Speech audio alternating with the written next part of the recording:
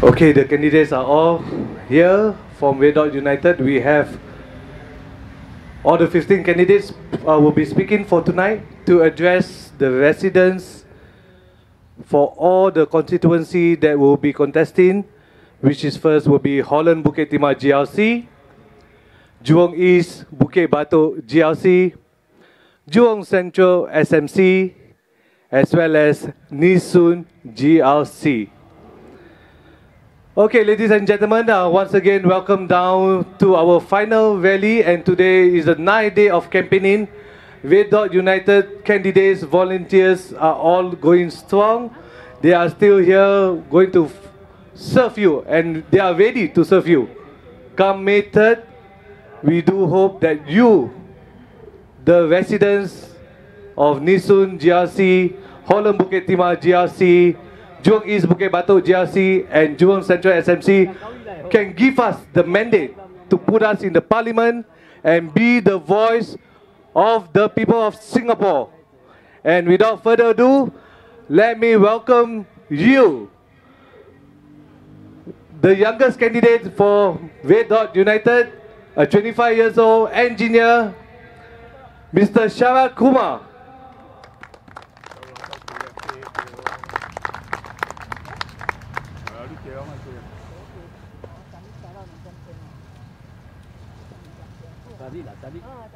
Good evening, fellow Singaporeans. My name is Sharat Kumar, contesting in Holland Bukit Timah GRC.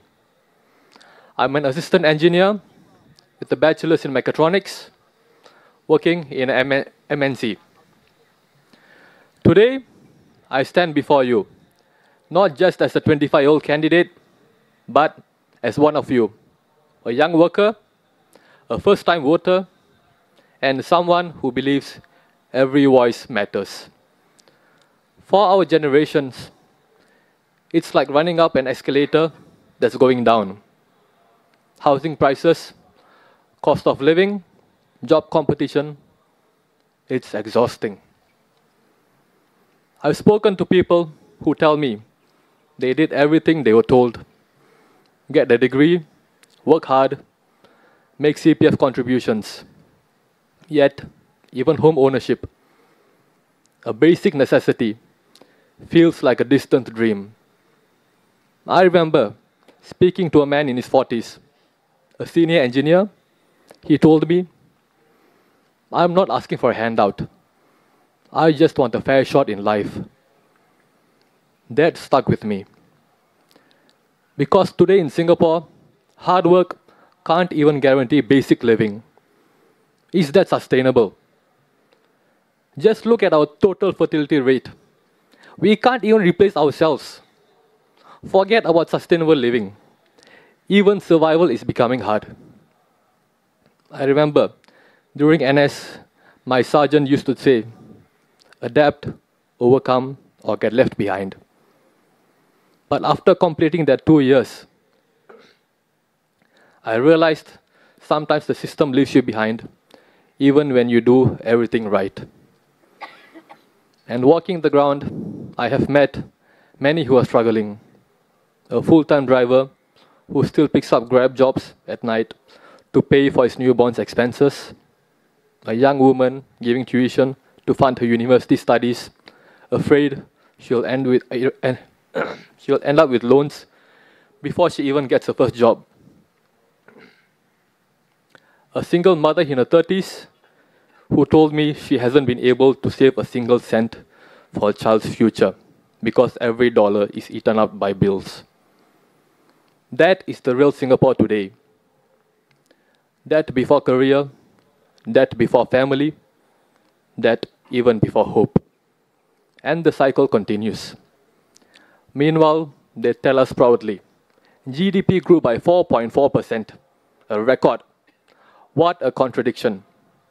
One of the richest countries in the world with one of the worst wealth gaps. GDP growth isn't for us. It's for the shareholders, the landlords, and the top 1%. Wealth doesn't trickle down. It floods upward. They call us stakeholders. But let's be real. If you're drowning in student debt, you're not a stakeholder. You're a debt livestock. If you're a gig worker without CPF, you're not flexible. You're disposable. If you're praying your flat outlives its 99-year lease, you're not an owner. You're a renter paying interest on your own CPF. And this is why I stepped up to join RDU, why I accepted the calling to contest this election. We are facing undeniable class inequality in our society.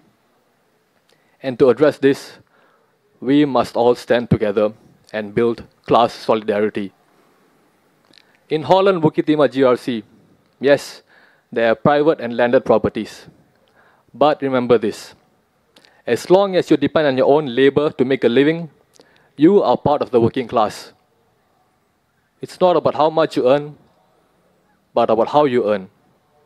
Do you sell your own labor, or do you profit off the labor of others? No one begrudges honest success.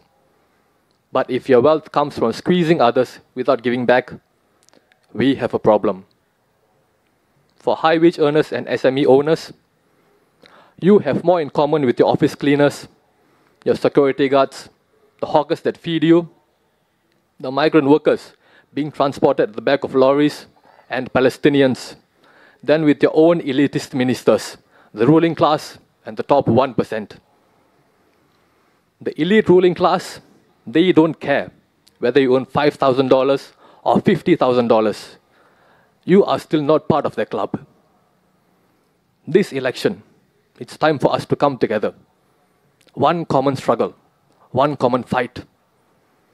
Reject the PAP's divide and rule, Malay, Chinese, Indian, or whatever identity politics.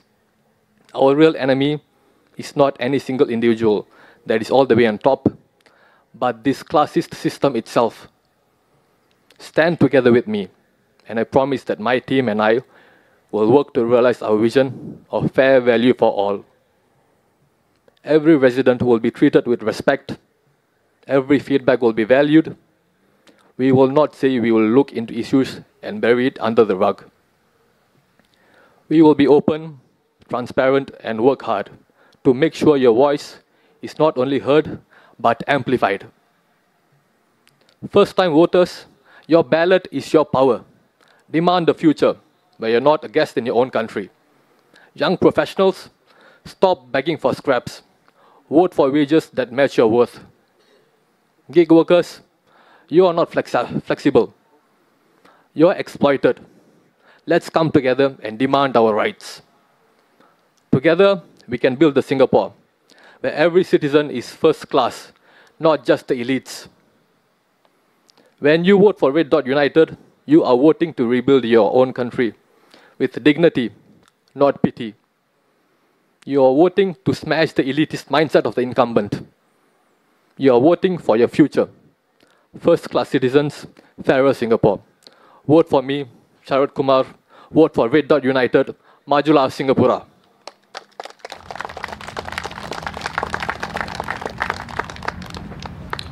Thank you, Sharad.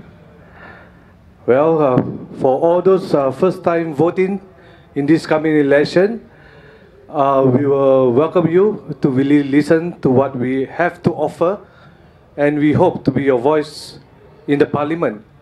This election is just not about Red Dot United, it's about you, your family, and your future. And without further ado, let me introduce the next speaker from Holland Bukit Timah team, Mr. Nizar Subair.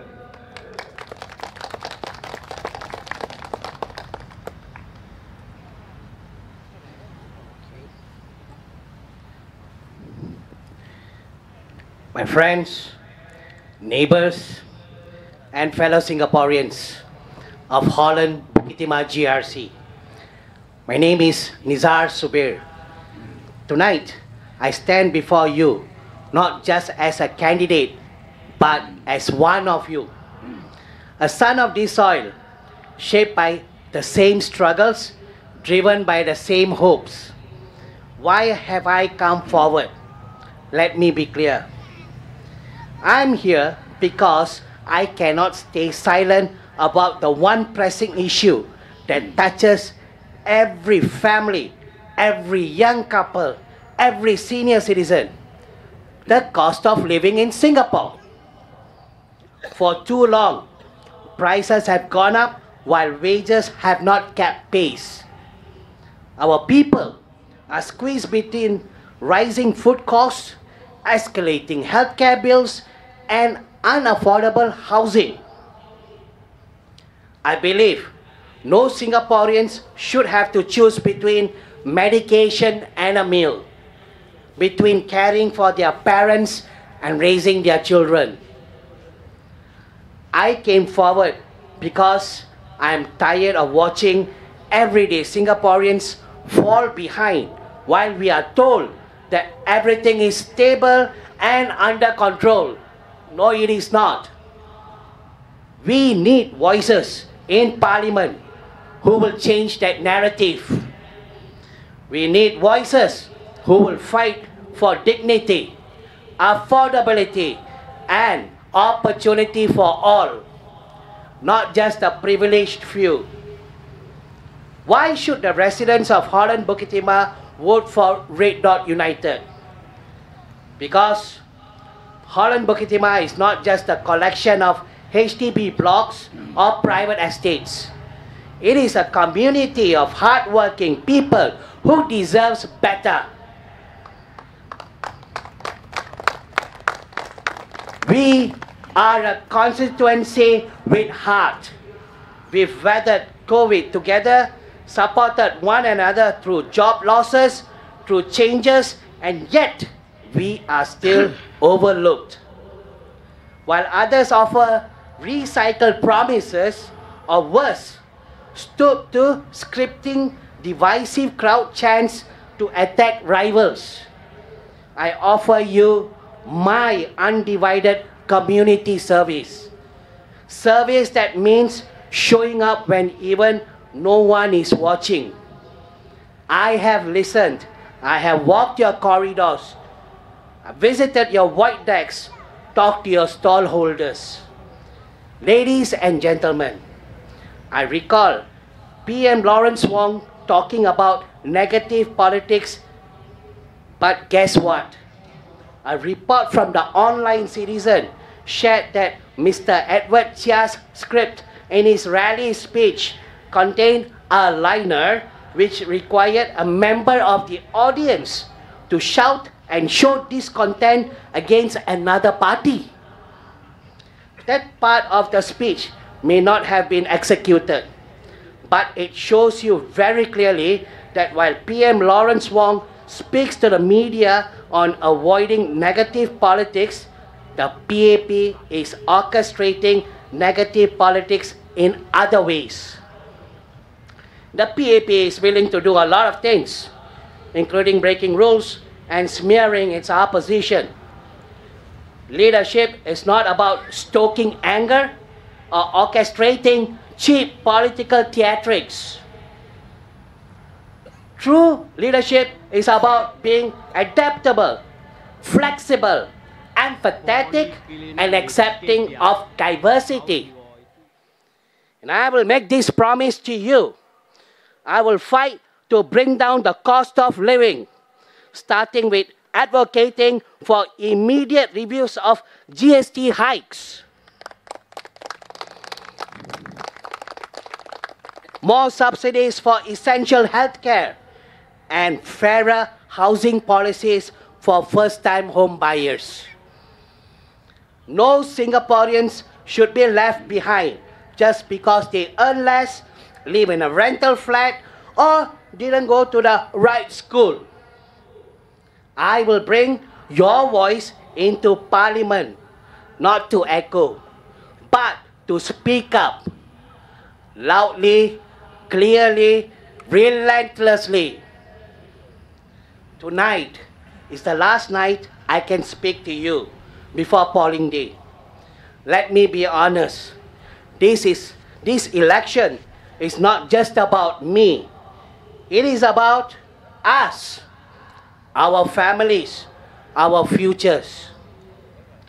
We cannot afford 5 more years of the same.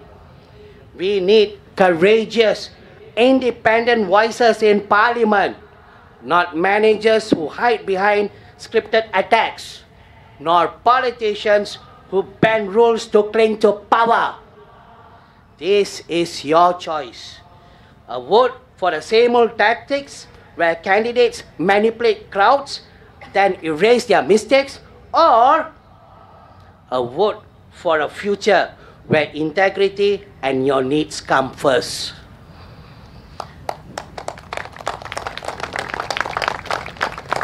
First-class citizens, a fairer Singapore. Vote for me, Nizar Subair. Vote for Red Dot United. Majulah Singapura. Thank you. Thank you, Mr. Nizar Subair. Well, ladies and gentlemen, residents of Yishun GRC, you have heard it from our first 2 speakers, giving you some questions for you to ponder about before you go on the polling day on the 3rd of May. So, do you want to have 5 years of the same old recycled promises? Or do you want change with a new, fresh perspective? So just think about that, and we'll let you sink in. And for the next speaker will be myself, and I'll be speaking in Malay.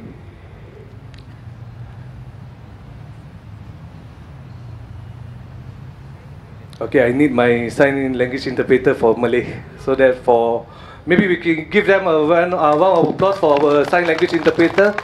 They have been working with us for the past 3 rallies, so this is the 4th one, and they did a very good job for those who need the sign languages interpretation. Okay, allow me to begin my speak in Malay. Assalamualaikum, salam sejahtera, rakan-rakan Singapura sekalian. Saya Fazli Talib, calon Red Dot United untuk Holland Bukit Timah GRC.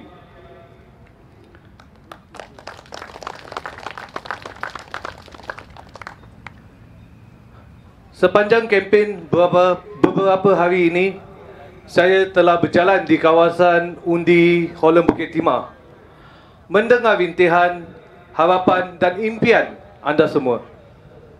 Apa yang saya dengar menyentuh hati. Di sebalik kemakmuran negara, ramai yang masih bergelut dengan kesusahan. Saya bertemu pasangan muda, rajin bekerja, penuh kasih sayang, bersedia untuk memulakan keluarga. Tapi mereka tidak mampu membeli rumah berhampiran ibu bapa, kerana harga pasaran semula atau harga resale terlalu tinggi.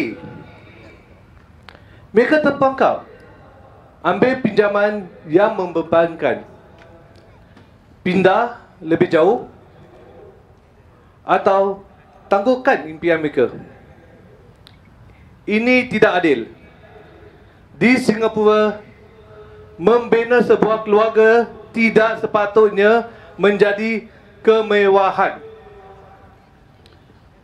Ada juga seorang bapa muda yang saya temui, pekerja pentadbiran pada siang hari atau admin worker. Tetapi pada malam hari, pemandu Grab. Dan pada hujung minggu, dia masih memandu Grab. Dia rasa keletahan, tetapi terlepas saat berharga dengan anak-anak, hanya untuk memenuhi keperluan asas. Kenapa?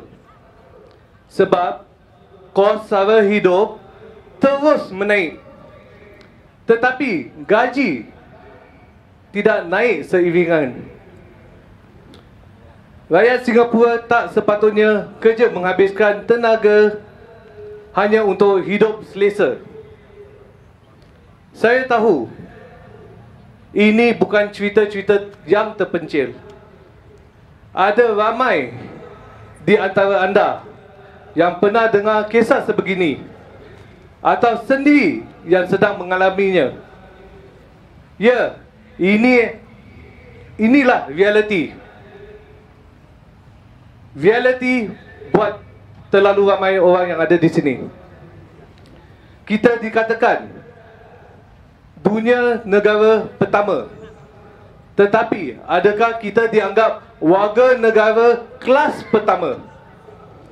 Sebab itu saya berdiri di sini kerana Red Dot percaya kepada Singapura yang perumahan yang mampu dimiliki, bukan beban kewangan turun-temurun.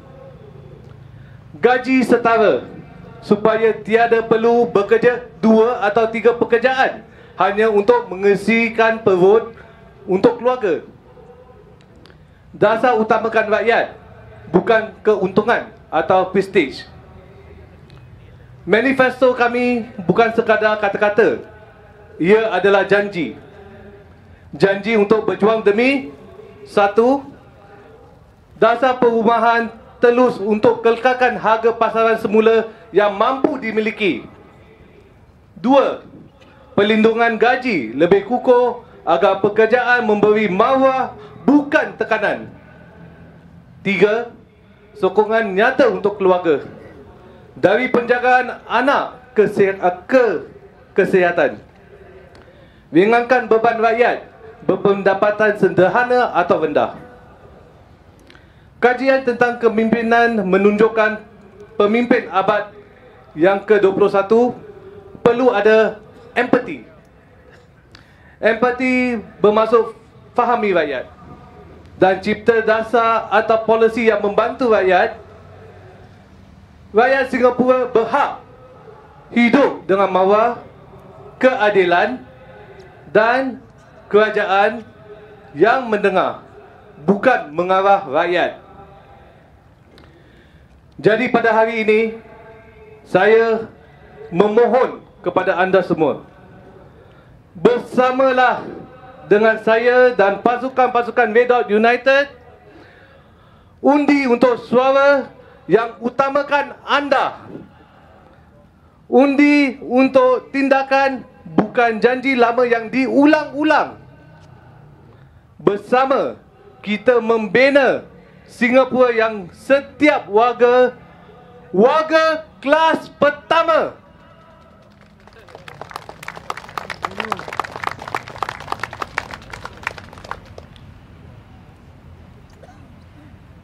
Pada 3 Mei, hari Sabtu besok Jumaat, lusa hari Sabtu, undi kepada Red Dot United.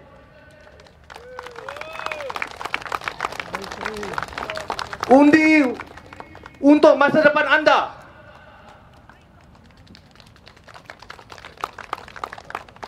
Dan undi untuk Singapura yang lebih baik lagi. Majulah Singapura. Terima kasih.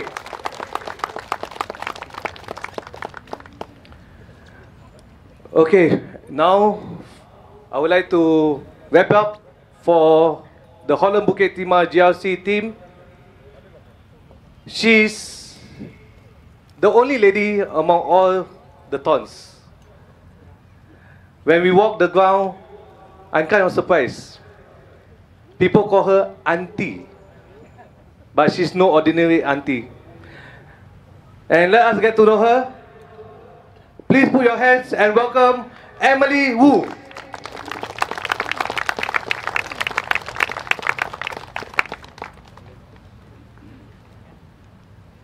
My fellow Singaporeans and residents of Holland, Bukit Timah, GRC, good evening to you all.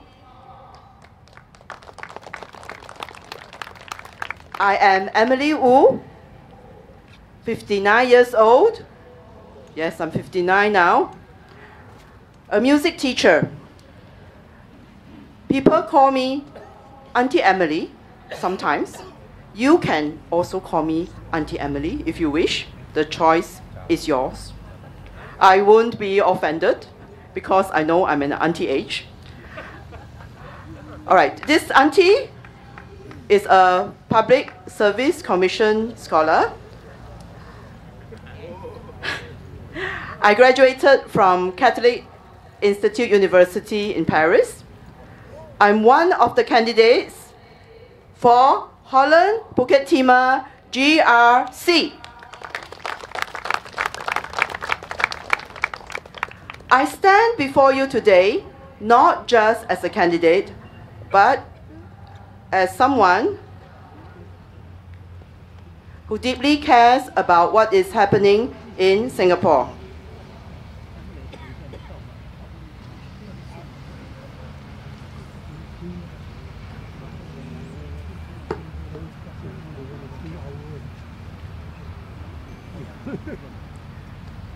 I step forward because I see the challenges the seniors face every day, and I believe we can and should do better.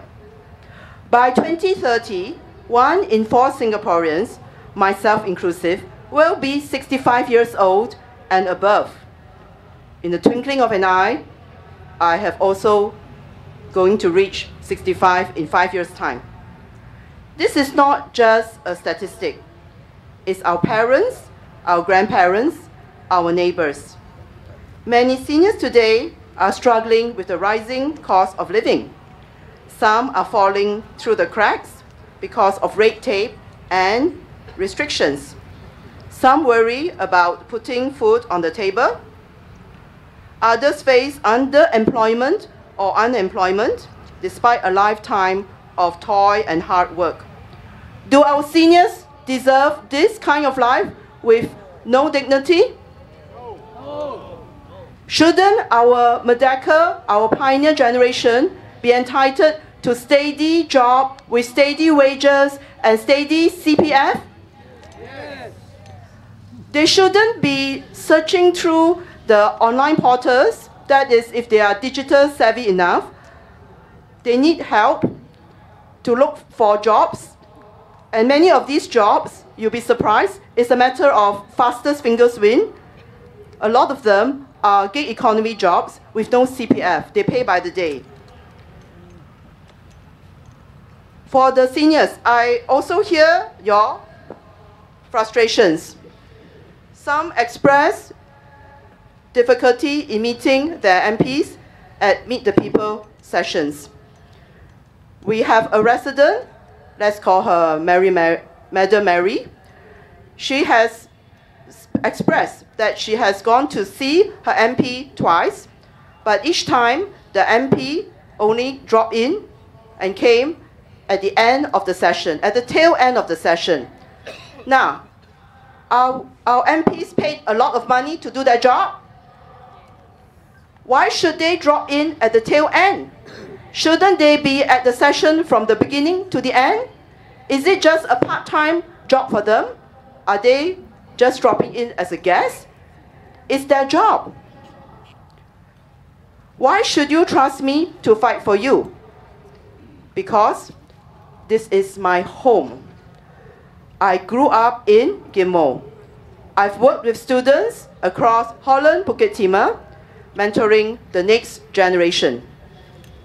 But I also know that we must take care of those who built the foundation for us. That is why my plan is clear.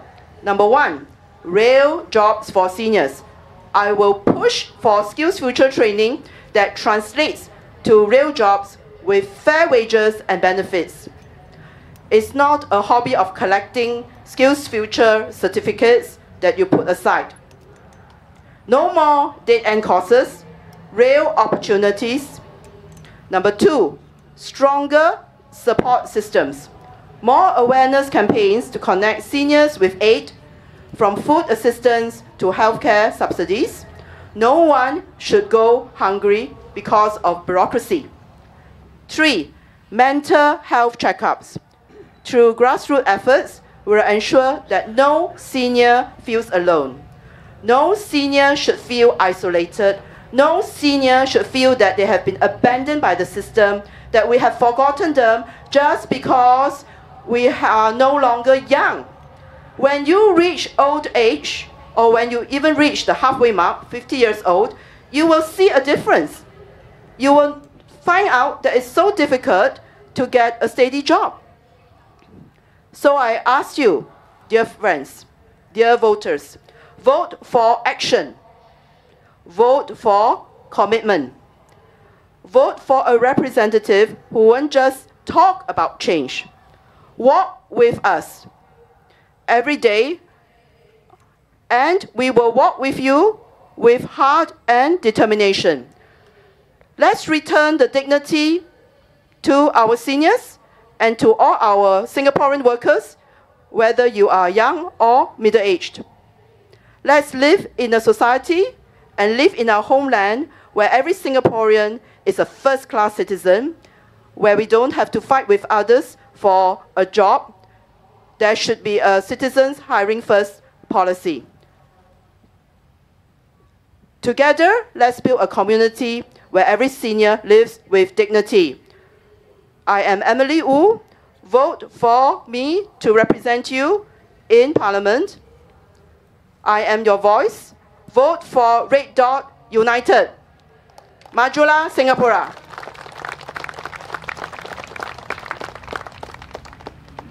没有用了，我们站在草地上，以后这空地不可以用。 All right, thank you, Miss Emily Wu, or Auntie Emily. Okay, and next, let us proceed on to the next constituency. So from Holland Bukit Timah, and now let us bring you to Jurong Central SMC. We are having the only female SMC's candidate, a single mom with a school-going child. She used to be in the military, and here she is now. Together with us, let's welcome Miss Kala Manikam.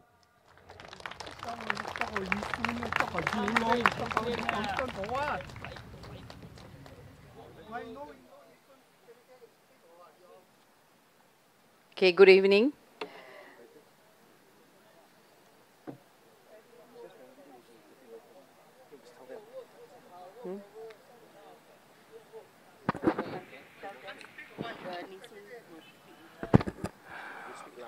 Okay, ladies and gentlemen, okay, because we have the list of orders for the Yishun candidate, as this is the home turf for them, they will be speaking towards the end.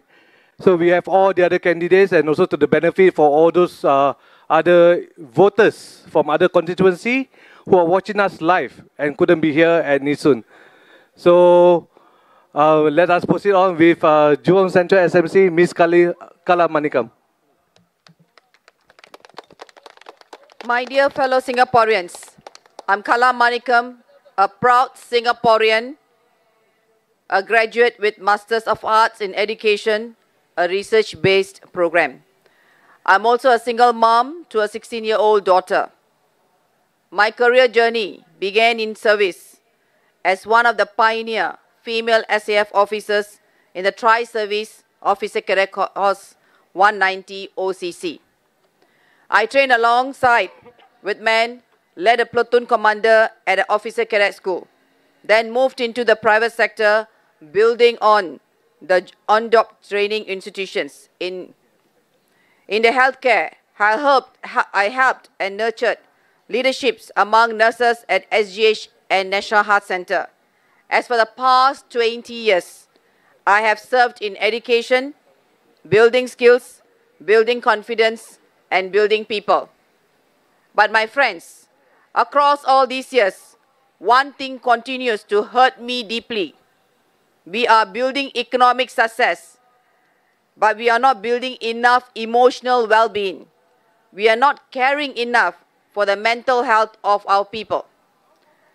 We have a world-class infrastructure, world-class universities, world-class business, but too often, behind closed doors, we have people battling stress alone, families struggling with anxiety, children overwhelmed with silent pressures, workers burnt out but too afraid to speak. If you notice, the stress level is sitting from a kid to all the way to the retiree. Let's look at the kids who go to school 6 hours spending for the primary school, and secondary school may even spend about 7-8 hours, but they still have to come back home and have too much homework to do. So if our kids are not even given time to even do any kind of play, how are we going to improve the creativity?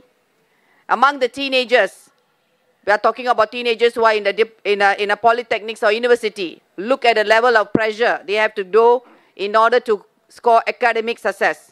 And young adults in a working environment, always living in fear, whether this job will remain for the next 10 years or 15 years, because too many retrenchments.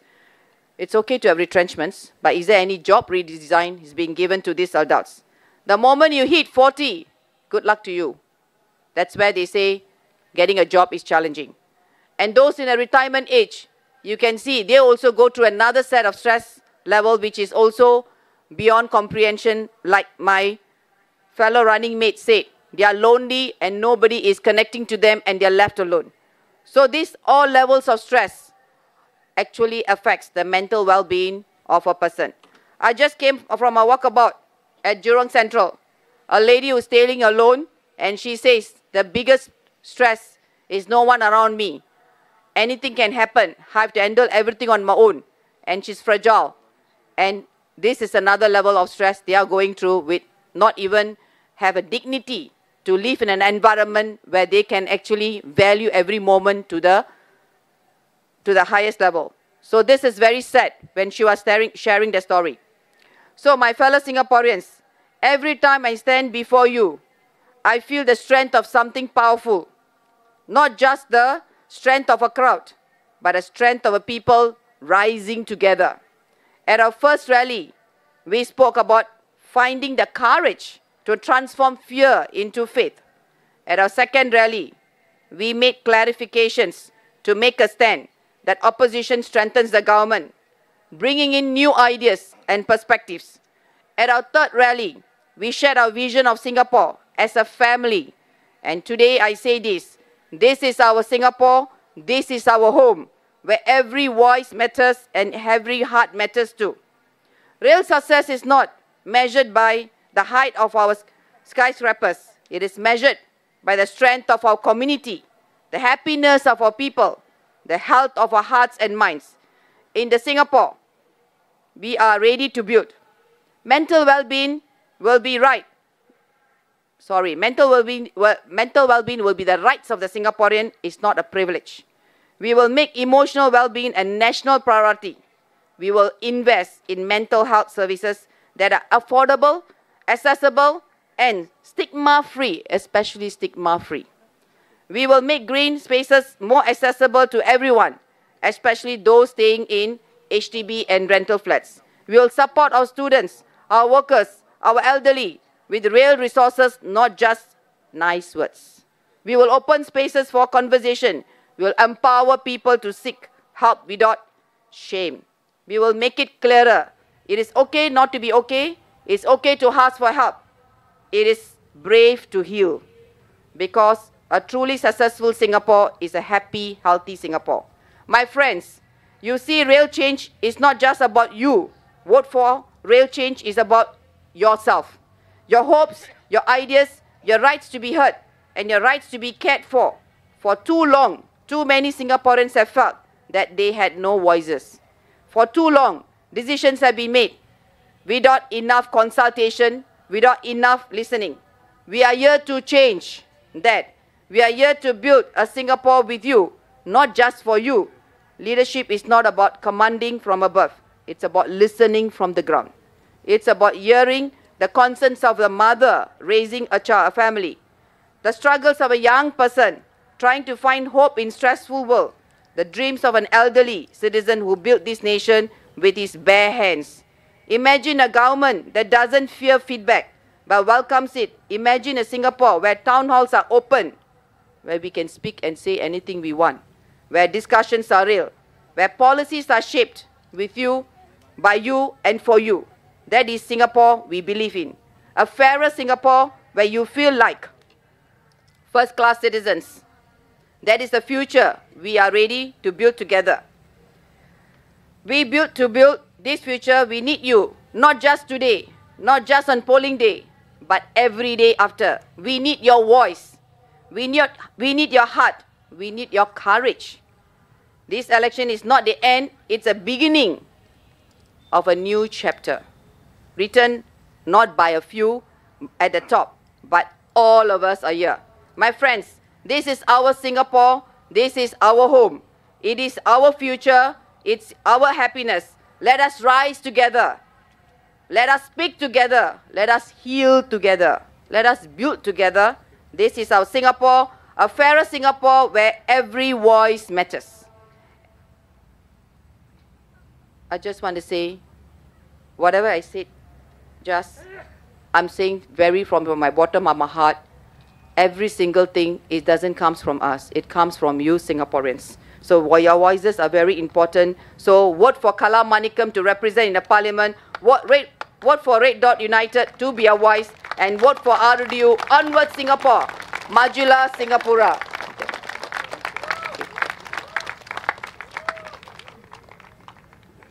Okay, thank you, Kala Manikam.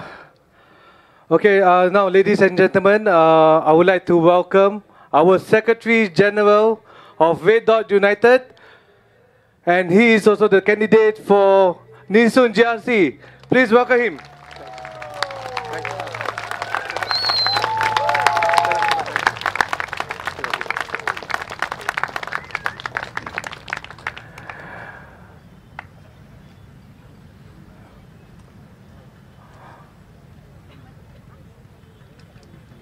Friends, Singaporeans, we already you have heard 5 of our speakers earlier on. And from Jurong Central SMC, Wat Kala Manikam, she really poured out her dedications and why she needs your vote to be in the parliament. So without further ado, let me bring you to the next constituency.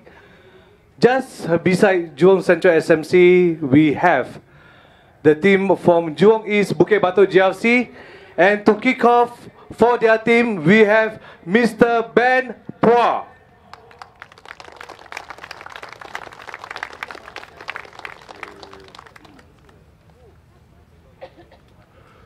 宜顺居民，亲爱的新加坡人，大家晚安，大家晚上好。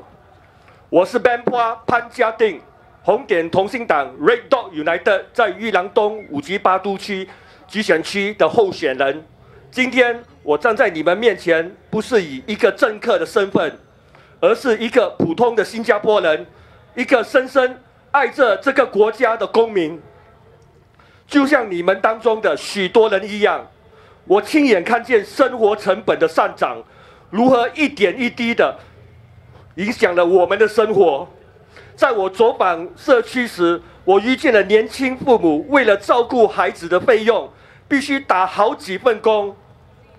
我也和一些年长者交流过，了解一些要在买药和省钱之间做很难的选择。这些不是个例。而是许多家庭每天面对的现实。如果我们不马上站出来采取行动，我们将失去社会的核心价值。我们的经济虽然增长了，但它增长的公平吗？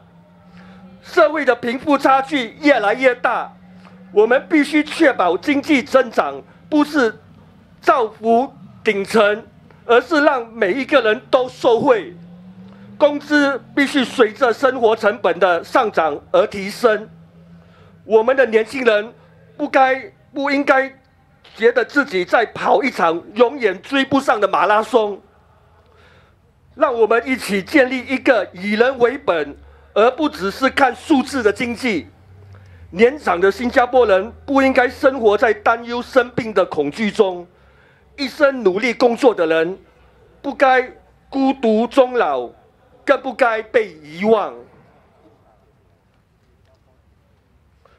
照顾年长者不是一种负担，而是一种责任。请记住，这次选举不只是选择一个代表，而是选择一个会聆听、会理解、会采取行动的人，让你们对未来充满信心。裕廊东5级8都的选民们，我不是来开空头支票的，我站在这里是因为我知道什么是挣扎，什么是生活的困境。我是首届 President Young Talent 奖得主，并投身文化与社区工作超过20年。我带着实际的想法来到这里，这些想法不只保护大家的生计，更能让它发展壮大。但有些人只能看见眼前，我看见的是我们可以一起打造的未来。有些人可能认为，在艰难时期谈艺术不实际，但我看见它的潜力。是的，现在许多人都在为生存、为设计而挣扎。正因为如此，我们更需要用不同的方式思考问题。人民行动党或许只能把这里看作一个选区，但我 Benpua 看见的是一个家，一面写满社区热情和梦想的墙，一片有活力的空气，一颗充满希望的心。艺术不仅仅是画画和表演，艺术可以吸引人群，凝聚社区。当我们聪明地运用艺术时，我们的社区会变得更有活力。它能带动人流，支持本地商家和小贩，支持本地创业者，也让我们的年轻人看到希望，愿意留下来在这里扎根发展。这就是我们要建设的一个有生命力、有温度、有未来的选区。在此，我向大家做出一个承诺：如果您把信任交给我，我将不仅仅让这个地方成为一个适合居住的地方，更是让它成为一个适合成长的家园。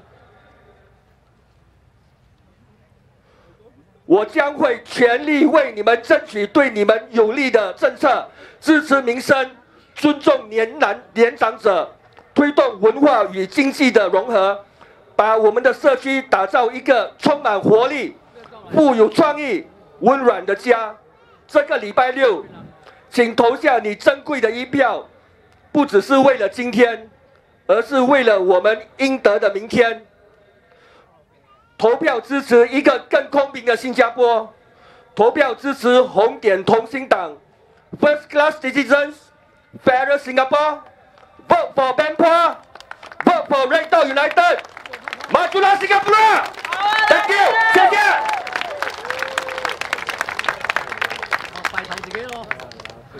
Thank you, Mr. Benpua. Next, let us welcome a very inspirational lady that I've known her since 2020. She has a very strong personality and inspires many of us through her books. So let us welcome Miss Liana Damira.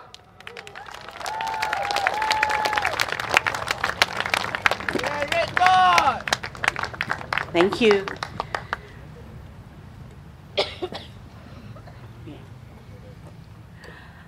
Good evening, Nisun.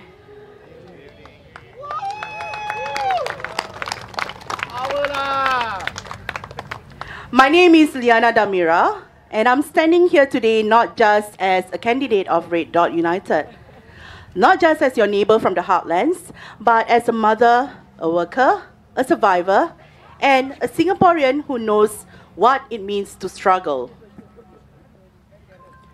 Before the titles, before the interviews, and long before I ever stood on a stage, I'm first and foremost a mother. I have 4 children, 2 sons waiting to serve NS, 2 daughters who keep me sharp and grounded. I'm a wife.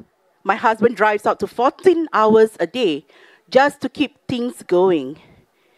And like many of you, I work hard. I run my own small business.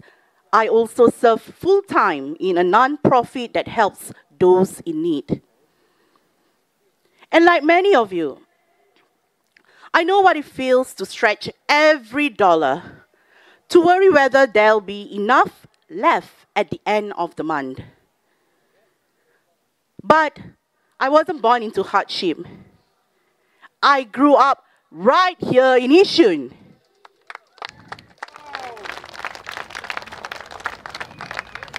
I went to Hua Min Primary, Northland Secondary. Now life changed when my parents divorced. Things got tougher. I'll never forget the lowest point. Pregnant, homeless, sleeping in a tent by Sembawang Beach. Yes, this happened in 2009, right here. And my MP then? Yes, the same Mr. Shanmugam you have today.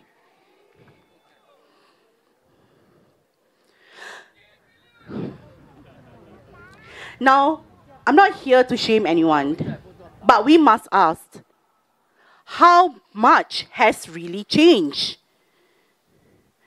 Have the systems become more compassionate? Have the leaders become more accountable? If not for a chance encounter with Ravi Philemon, I might have given birth in that tent. Agencies only step in after others already had. That experience shaped me. You can read more in my book, Homeless, The Untold Story of a Mother's Struggle in Crazy Rich Singapore. It's not just my story. It's a mirror, showing us how many fall through the cracks.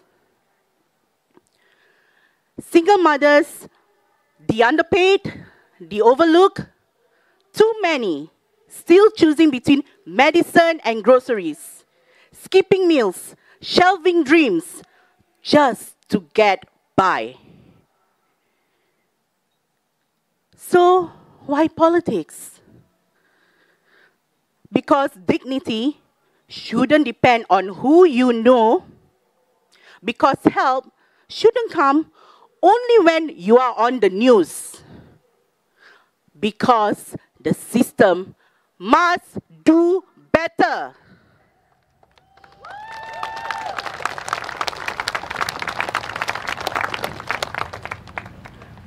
Red Dot United isn't here to chase titles. We are here to raise the standard.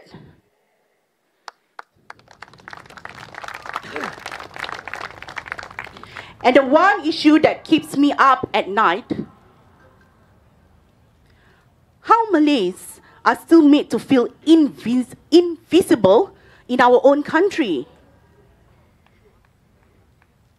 If elected, I would like to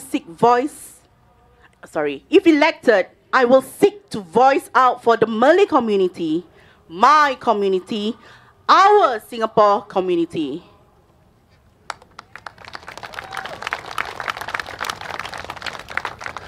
To treat Malay with dignity as an optional national language. To celebrate our culture, honor our heroes. to always listen to the interests and anguish of the Malay community when we speak about things like the humanitarian crisis in Gaza.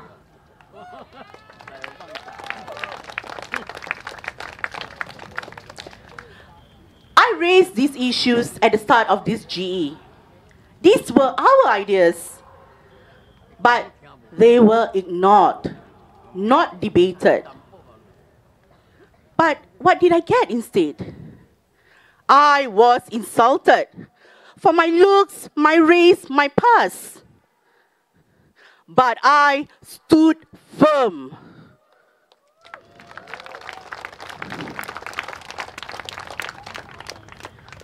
Because this isn't about me. It's about the future we are building.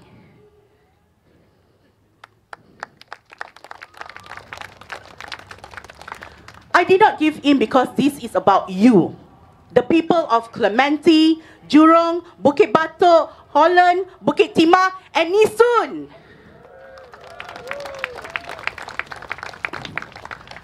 I walk your streets, I visit your kopitiams, and I see it. The growing divide between the elite and the everyday Singaporeans. We are one Singaporean, but we are not one class. So here's my promise to Jurong East Bukit Batok GRC. I will speak from the ground, not from air-conditioned rooms. From your concerns, your stories, your truth. So let me ask you, has your life improved in the last 5 years?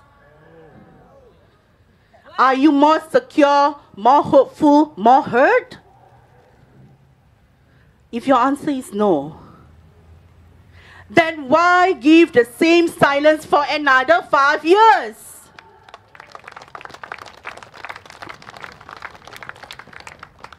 Let me be clear, this is not a fight about race or religion. This is a fight about class between the ultra-rich and the rest of us who are just trying to survive, between the connected and the ordinary Singaporeans who have only one thing left, our voice.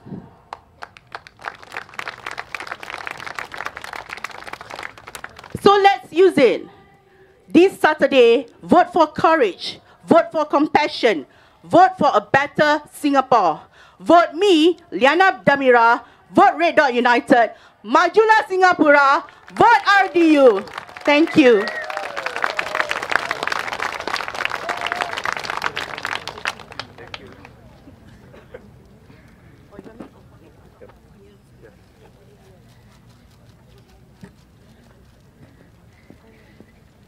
So excited, forgot my Malay speech.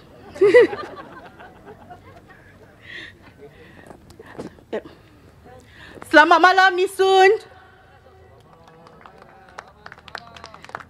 Nama saya Liana Damira. Saya berdiri di sini bukan sekadar calon Red Dot United, tetapi sebagai seorang ibu, seorang pekerja, seorang pejuang dan seorang rakyat Singapura yang tahu erti kesusahan. Sebelum ada gelaran, sebelum ada wawancara, sebelum saya berdiri atas pentas sebegini, saya seorang ibu. Ibu kepada 4 orang anak. 2 anak lelaki yang akan menjalani NS, 2 anak perempuan yang buat saya kuat dan rendah hati. Suami saya memandu hingga 14 jam sehari. Saya pun bekerja keras sebagai seorang usahawan kecil dan juga berkhidmat sepenuh masa di pertubuhan kebajikan. Saya tahu apa rasanya berjimat setiap sen. Saya tahu apa selalunya kebimbangan di hujung-hujung bulan. Saya dibesarkan di Yishun, sekolah di Huamin Primary dan Northland Secondary. Tapi hidup berubah bila ibu bapa saya bercerai. Paling teruk, saya hamil, tiada rumah, tidur dalam kemah di tepi pantai Sembawang. Ini berlaku pada tahun 2009. dan MP saya ketika itu? Ya, Encik Shanmugam yang sama. Saya tidak mahu malukan sesiapa, tapi kita mesti tanya, apa yang telah berubah? Adakah sistem kita lebih belas kasihan? Adakah pemimpin kita lebih bertanggungjawab? Kalau bukan kerana pertemuan dengan Ravi Filemon, saya mungkin bersalin dalam kemah di tepi pantai Sembawang. Kisah saya ada dalam buku Homeless, The Untold Story of a Mother's Struggle in Crazy Rich Singapore. Tapi itu bukan cerita saya. Itu mencerminkan masalah yang ada dalam masyarakat kita. Ramai masih terpinggir, ibu tunggal, pekerja bergaji rendah, warga emas yang dilupakan. Kenapa saya ceburi politik? Kerana maruah tidak seharusnya bergantung pada siapa yang anda kenal. Bantuan tidak patut datang hanya selepas anda masuk berita. Dan isu paling berat dalam hati saya adalah bagaimana masyarakat Melayu masih terasa terpinggir di tanah air sendiri. Kalau saya dipilih, saya akan bersuara untuk komuniti saya, untuk masyarakat Melayu Islam saya, untuk bahasa Melayu diberi penghormatan, untuk suara kita didengari, termasuk isu kemanusiaan seperti di Gaza.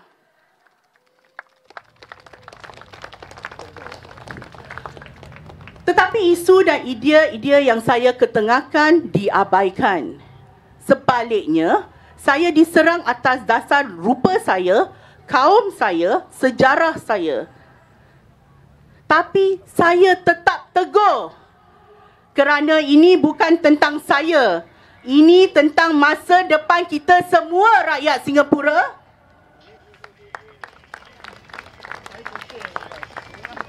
Jadi saya tanya anda, adakah hidup anda bertambah baik 5 tahun yang lepas? Kalau tidak, mengapa beri 5 tahun lagi kepada PAP? Sabtu ini, undilah dengan keberanian. Undilah untuk harapan yang lebih baik untuk Singapura. Undilah saya, Liana Damira. Undilah Red Dot United. Undilah RDU. Majulah Singapura. Terima kasih. Thank you, Miss Liana. Next, we have another young, handsome guy from Johor East, Bukit Batok. Without further ado, let us welcome Mr. Marcus Neo.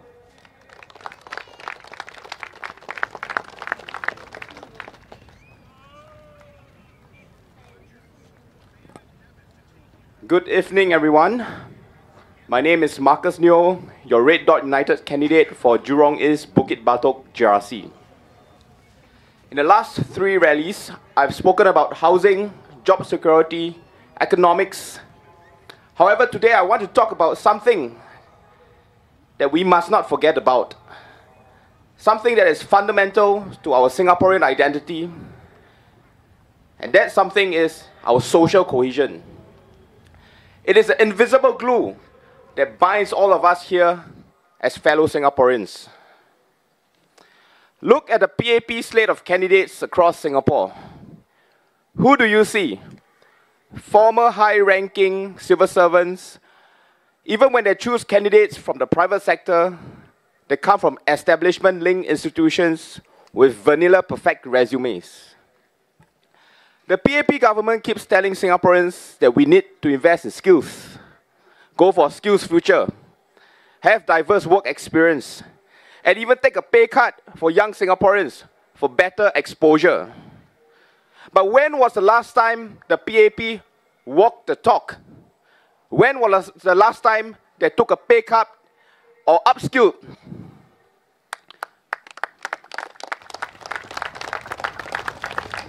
They continue to hold to fill the same kind of candidates, those with strong links to the establishment.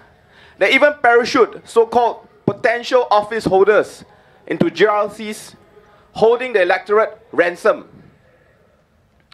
Dear voters, let me ask you, when you are looking for an MP to help you with your day-to-day struggles, who would you rather have?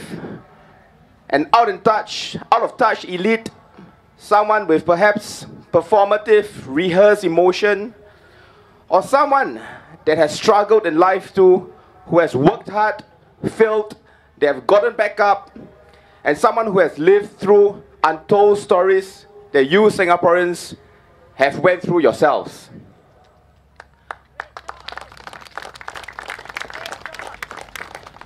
Don't get me wrong, there is nothing wrong with conventional metrics of measurements of success. But I think as Singaporeans, it is about time we place faith and confidence in those who may have a later start in life, but have strived, have persevered, and succeeded in spite of coming from very ordinary backgrounds. These are the very Singaporeans that will lend you that gentle, kind, warm pat on the shoulder in times of difficulty. That is the type of MP that will represent you well in Parliament.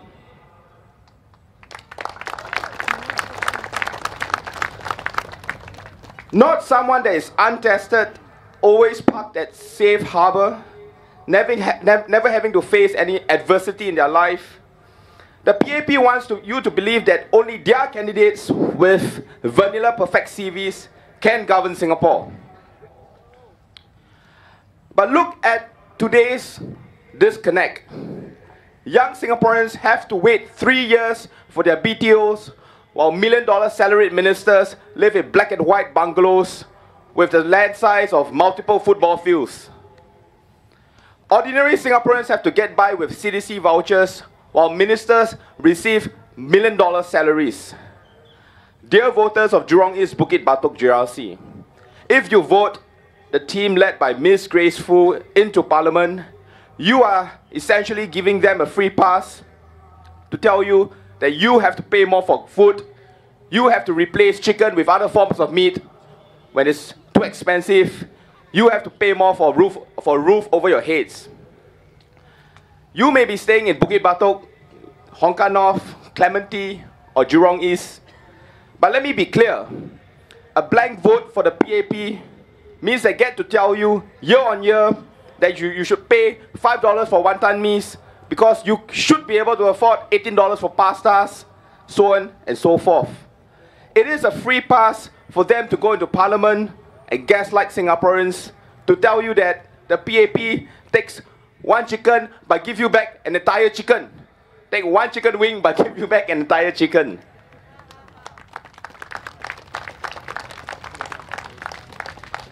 Today, the social fabric that once glued Singaporeans together, regardless of race, language, or religion, seems to be frayed at the seams.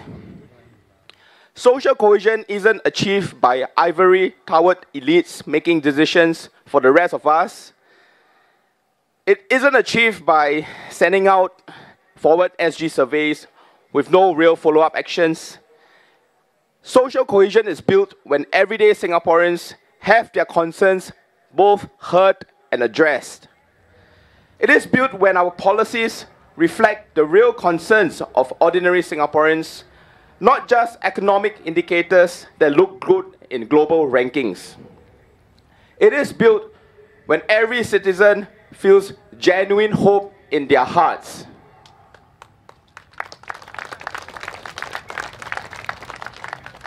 In my walkabouts across Jurong East, Bukit Batok, GRC, actually for other parts of Singapore as well, I've met countless residents who feel forgotten by the system.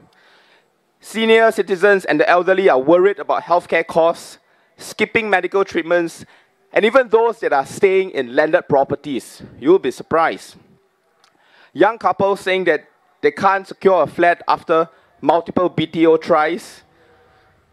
Skilled young Singaporeans who have graduated from our local universities, driving Grab, being underemployed with no job security due to senseless open labor policies.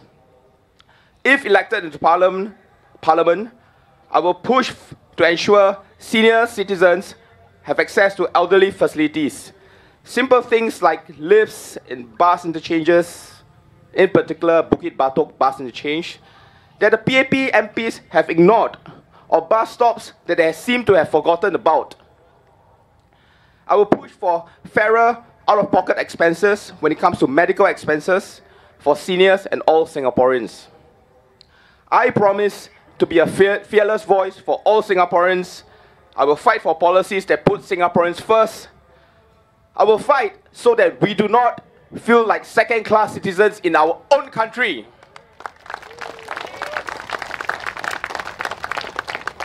Dear voters of Jurong East Bukit Batok GRC, on polling day on May the 3rd, you have a clear choice.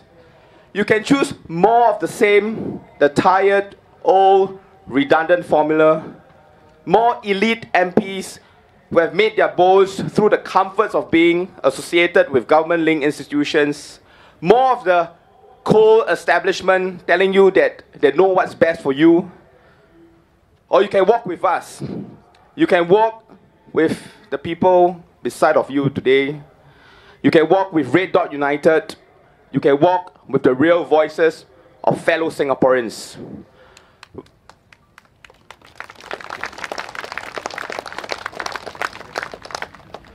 Vote for Red Dot United. Vote for a Singapore that puts her citizens first. Vote for a fairer Singapore. Majulah Singapura. Thank you.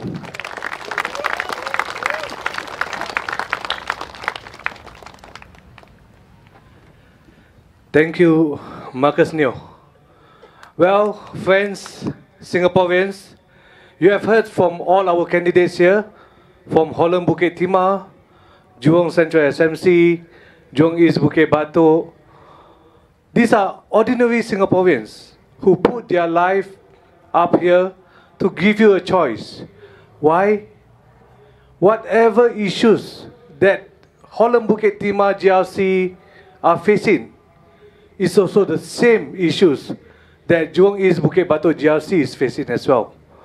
And likewise for Jurong Central SMCs. And in Yishun, I believe you are also facing the same issues. Because why? We are Singaporean. These issues really matters to you. And we want Singaporeans to know that Red Dot United candidates are here to be your voice in the parliament.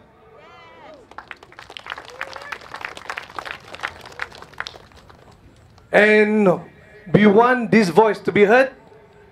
And I invite Mr. Harish Mohanadas from Jurong East Bukit Batok to address us. Thank you.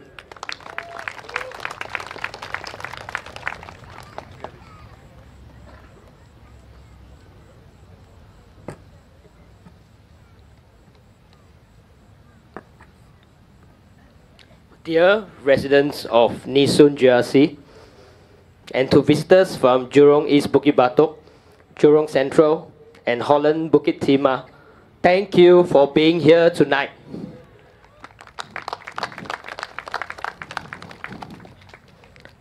My name is Harish Mohanadas, and I am RDU's candidate for Jurong East Bukit Batok GRC.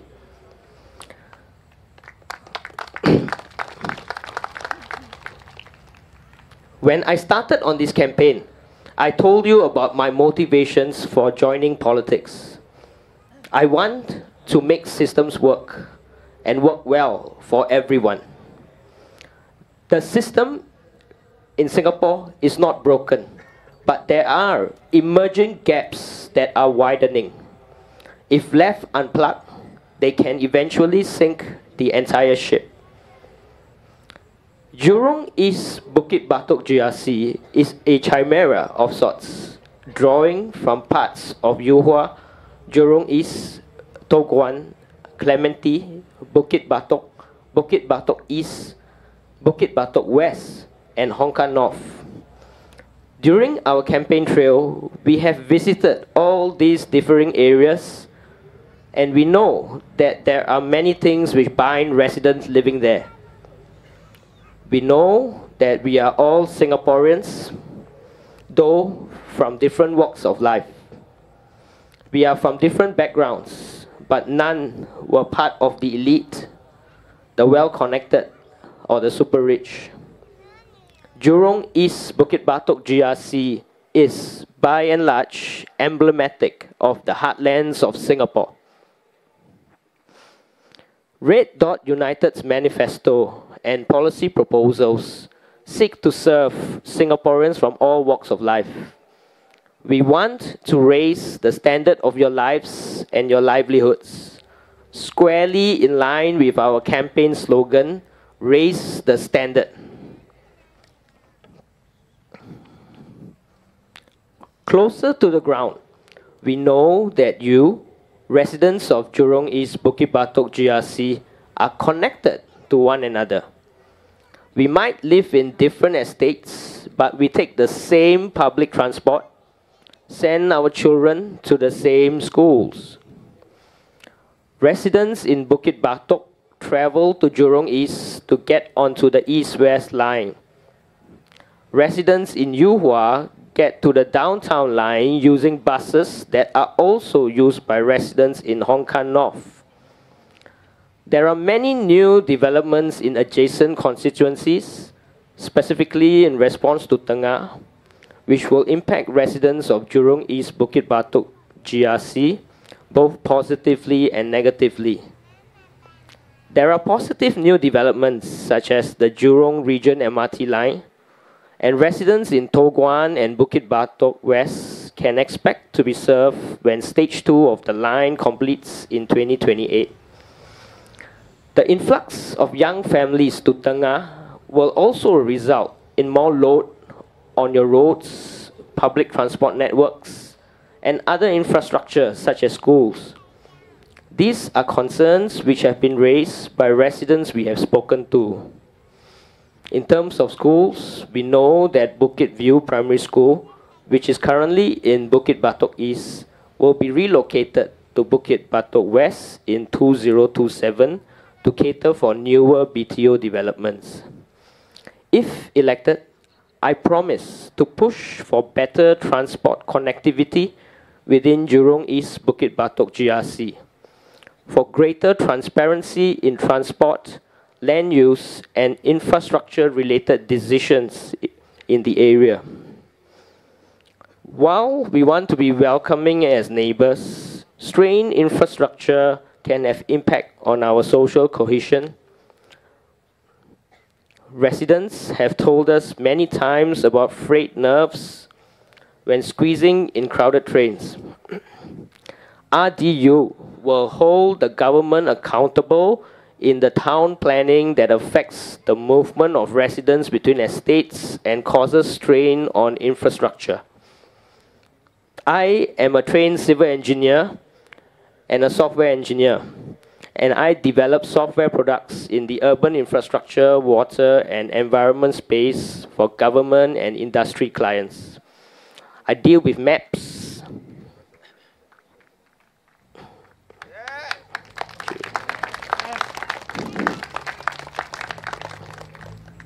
I deal with networks, I deal with infrastructure, and I deal with them through high levels of analysis and software techniques.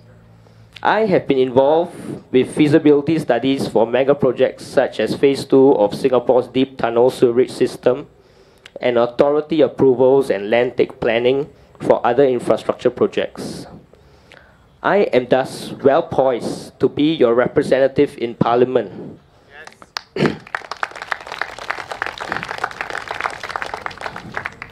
To push for these issues of infrastructure and connectivity which concern you, residents of Jurong East Bukit Batok GRC.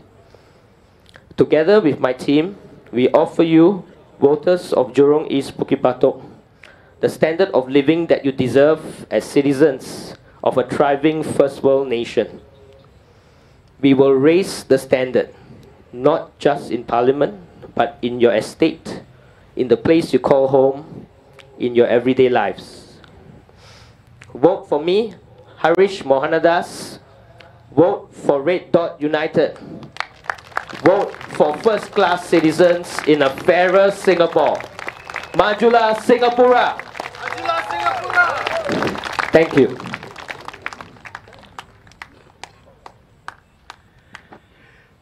Thank you, Harish. Well, to sum up for the lineup of Jurong East Bukit Batok GRC, let's welcome Mr. Osman Sulaiman.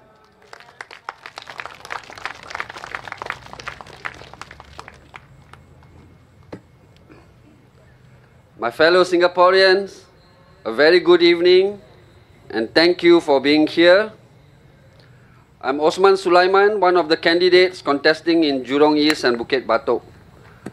I've spoken on many rallies, but Yishun, when I go to Yishun, I'm still a bit nervous. You know, online they say anything only Yishun. Today will be our last rally for GE2025. My colleague and I have come not as politicians, but as fellow Singaporeans who have felt the same pressures, share the same hopes, and face the same challenges as many of us do. We have come forward to contest in this general election because we believe our country is at a turning point, a moment that calls for not just a change, but for leadership renewal and real representation. We face many social injustices. Our voices have gone unheard. Decisions that affect us have been made without even consulting us. We struggle to afford housing. We are all burdened by the rising costs, and we are anxious about our future. That cannot be the Singapore that we want. Our tax dollars, no matter how small it is, deserve to be respected. Our voices deserve to be heard, and our trust must never be taken for granted. But you won't get this with the PAP government. The PAP has lost its bearing. It has completely lost its moral compass. You know, in 2019, PAP MPs called for harsher punishments on security officers for unprofessional behavior like consuming alcohol or sleeping on the job. They want accountability. That's good. We need our security officers to be awake and alert. But they are asking to fine this security officer more than they are being paid. They want to fine them more than how much they earn in a month. And all this is coming from our MPs who easily earn 10 times the salary of our security officer.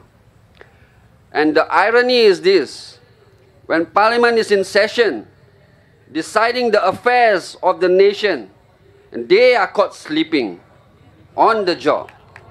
Lukwana, Esaibo.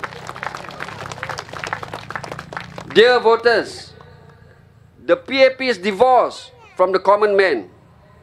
We have ministers saying that GST increase is taking a chicken wing from us, giving back a chicken. I just don't know whether this makes sense.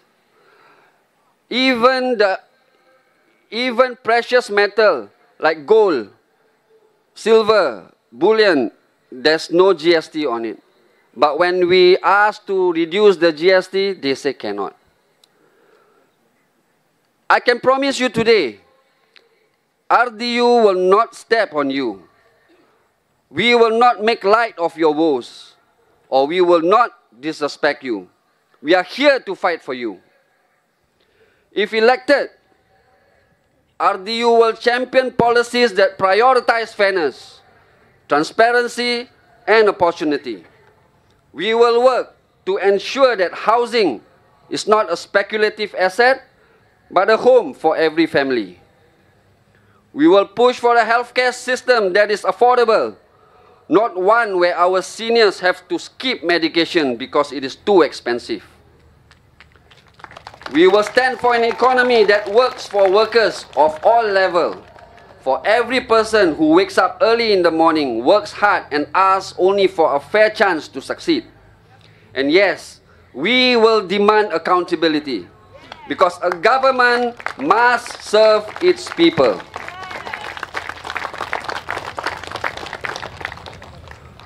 What's at stake in this election is not just a seat in parliament. What is at stake is the country that we want to build. My dear brothers and sisters, we are not powerless. Our future is not written by the PAP. It is written with our own hands. So when you go to the polls this Saturday, let us unleash the warriors in us. Do not fear. The choice is ours to make. We cannot be voting the same party over and over again and expecting different results.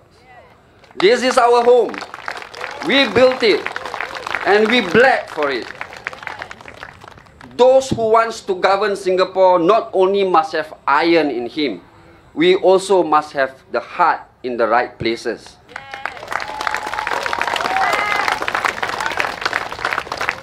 Dear voters, with your vote, hopes and courage, we can build a better Singapore. Let us create a nation, regardless of race, language or religion, is treated with dignity, respect and fairness, where we are not a second-class citizen in the playground for the elite. Allow me to say a poem in Malay before I close my speech. Pergi ke desa mencari ketenangan, membawa beg isinya ringan. Ini adalah pantun perjuangan agar berhasil meraih kemenangan. Warriors of Yishun, are you ready? Yes. Vote for RDU. Yes. First class citizens and fairer Singapore. Majulah Singapura. Thank you.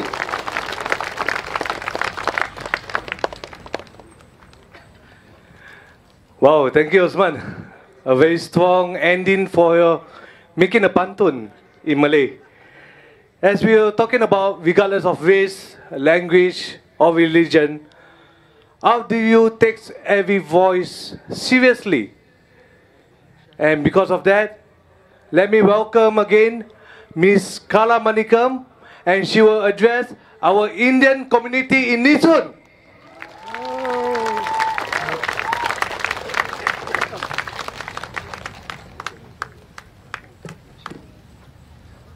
வணக்கம் என் Singapore மக்களே, எப்படி இருக்கீங்க?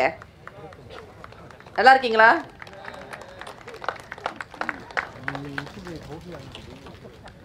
இது நமது Singapore. ஒவ்வொரு குரலும் முக்கியம். என் சகா சிங்கப்பூரர்களே, நான் கலா மாணிக்கம், ஒரு பெருமைமிக்க சிங்கப்பூர் கல்வித்துறையில் முதுநிலை பட்டம் பெற்றவர். எனது வாழ்க்கை பயணம் சேவையிலே ஆரம்பித்தது.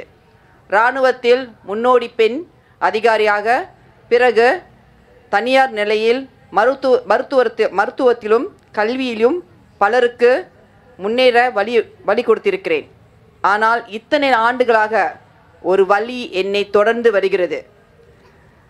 நாம் பொருளாதாரம் முன்னேற்றத்துக்கு முக்கியத்துவம் கொடுத்திருக்கிறோம். ஆனால் உணர்ச்சி நலனை பொதுமன அளவில் பராமரிக்கவில்லை என்றால் அதை நம்ம பார்த்து கொள்ளவில்லை. நம்மிடம் உலகத்தரம் கட்டடங்களும் பல்கலைக்கழகங்களும் நிறுவனங்களும் இருக்கின்றன. ஆனால் வீட்டுக்குள் மக்கள் மன அழுத்தத்துடன் தனியாக போராடுகிறார்கள். உண்மையா நடக்குதா? சிங்கப்பூர் மக்களே, நடக்குதா? Yes, thank you very much. ரொம்ப நன்றி. மாணவர்கள், குடும்பங்கள், ஊழியர்கள் அனைவரும் மௌன அழுத்தத்துடன் வாழ்கிறார்கள். சிங்கப்பூரர்களே, ஒவ்வொரு சந்தர்ப்பத்திலும் நான் உணரும் சக்தி என்பது மக்கள் எழுந்து வருகிற சக்திதான்.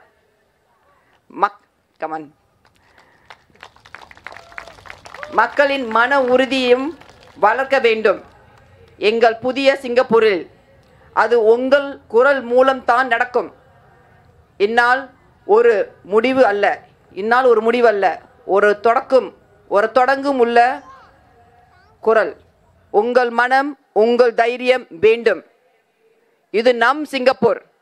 ஒவ்வொரு குரலும் முக்கியம், ஒவ்வொரு இதயம் முக்கியம், ஒவ்வொரு எதிர்காலமும் முக்கியம். முதல் தர குடிமகன் அல்லது குடிமகள் வாழும் சிங்கப்பூராக சமநிலை சிங்கப்பூர் என்ற ஒரு அங்கீகாரத்தை நம்ம பெற வேண்டும்.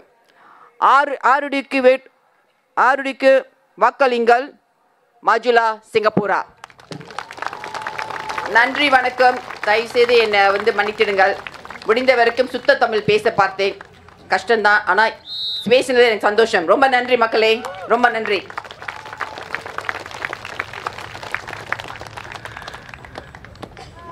Thank you, Madam Kala. Now, Resident of Yishun GRC, the time is now for you to hear the slate of candidates of Vedot United for Yishun GRC.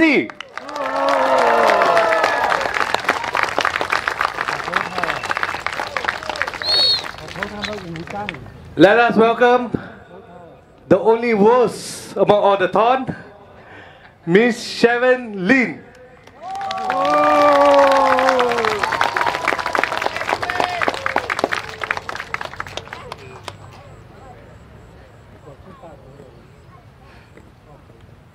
Good evening. Good evening, residents of Yishun, my friends and neighbors. My name is Sharon Lin, and I'm honored to stand before you tonight, not as someone with a perfect answer to every question, but as someone who believes that leaders must be accountable to the people they serve. I'm not here because I've memorized every government white paper. I'm here because I know what it feels like to struggle, to stretch every dollar, to juggle work, family, and duty.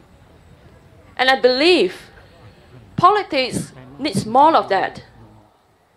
Realness, responsibility, and respect for the people who put us here.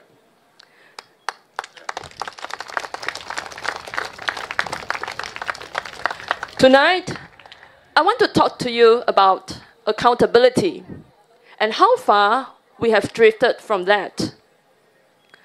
When Goh Han Yen was introduced as a PAP candidate for Yishun GRC, she came with impressive credentials.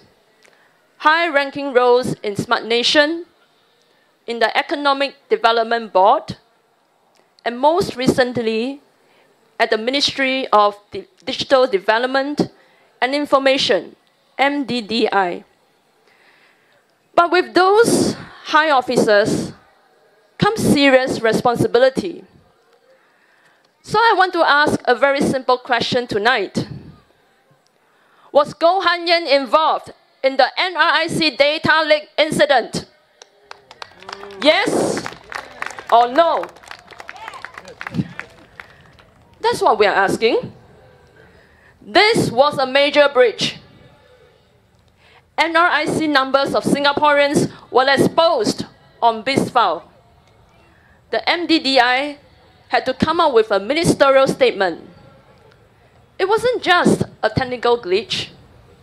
It was a moment of national concern. Privacy was compromised.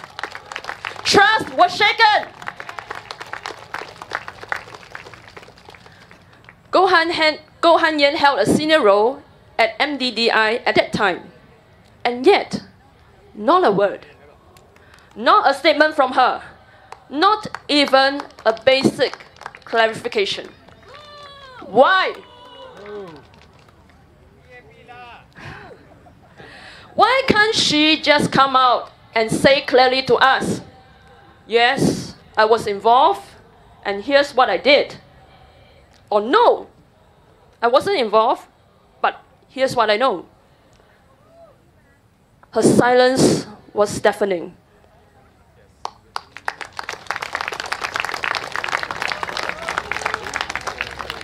And it matters, because if you want to be a member of parliament, you don't get to pick and choose which questions you answer.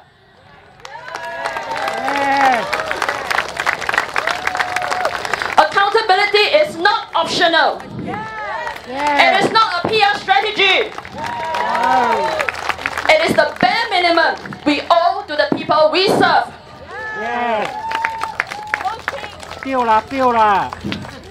Now, let's talk about Jetson Lam. He was once parachuted into Hougang as PAP branch chairman, an opposition stronghold.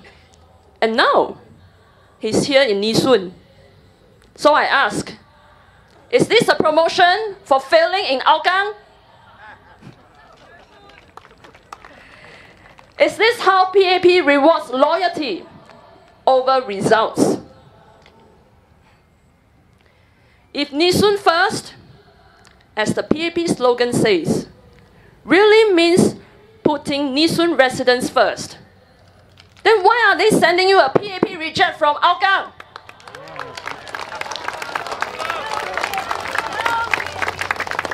Or do they think that you, the people of Yishun, are not as discerning as the people of Hougang? That you won't ask questions? No. You will just accept whoever is sent to you? No. No way.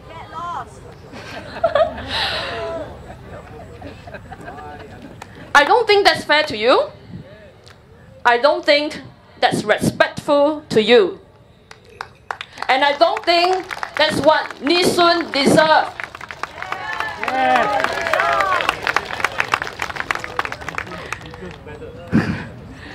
Then there's Li Hui-ying, a nice person, we are told. Actually, I've met her during our walkabout. She's a long-time volunteer, grounded, kind. But let's be honest. There are a lot of nice people around us. Just look at the people beside you. The real test is not how nice you are at a community event. The real test is how will you vote when it matters? If Parliament is asked to raise the GST again, how will Li Hui-ying vote? If Parliament wants to build a nuclear plant near residential areas, how will Li Hui-ying vote?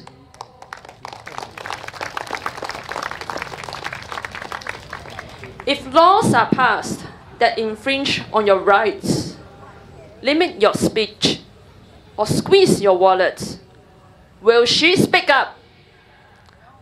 Or will she toe the party line? You see, being a nice person doesn't mean much if you stay silent when the system hurts the people. Let me say this clearly. Serving quietly behind the scenes is not the same as stepping forward with courage. Politics is not just about logistics and block parties. It's about representation. And representation means standing up to say the hard things when it matters.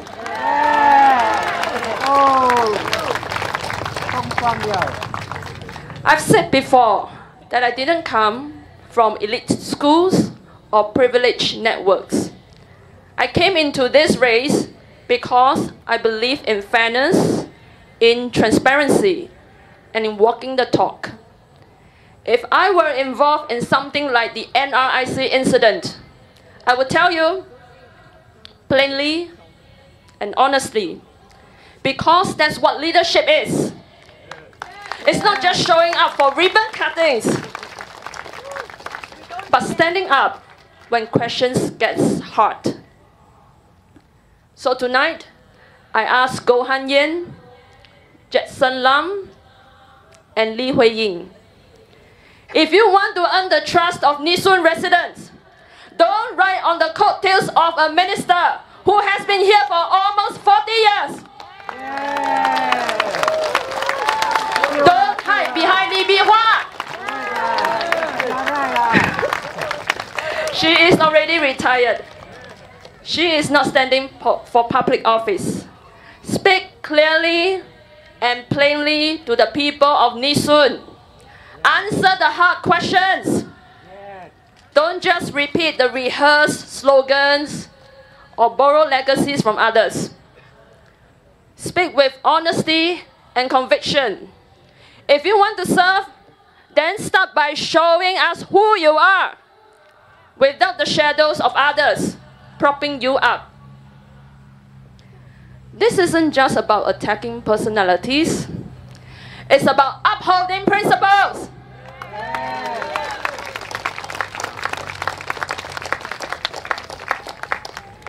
I step forward to contest in this general election because fairness matters, because accountability matters, because independence, transparency, and yes, happiness matters.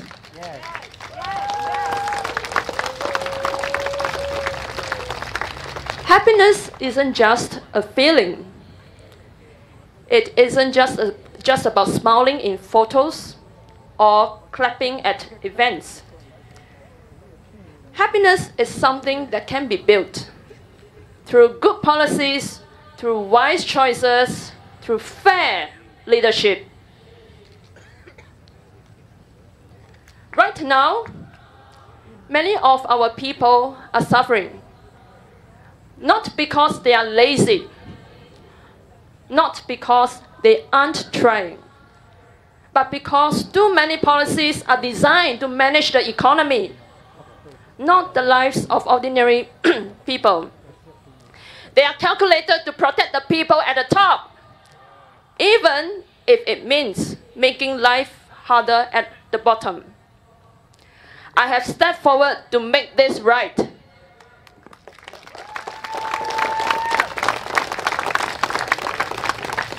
Because happiness is not a luxury. It is not a buzzword for speeches or slogans. It is the fundamental right of every citizen to live without fear, to be able to care for your children and your parents, to know your work gives you dignity, and make sure your future holds promise. Happiness can be created not through grand speeches, but through good policies. When your bus arrives on time, when your child's tuition fees don't keep you up at night, when your parents can see a doctor without waiting for months, when you don't have to think twice before buying groceries. But today, many Singaporeans are slowly worn down by rising costs, by stagnant wages, by policies that seemed designed to squeeze every dollar out of you. Policies that make the lives of ordinary people miserable so that the numbers look good on their spreadsheet, but bad in our pockets. I cannot stand by that. And I know many of you feel the same. Help me make it right.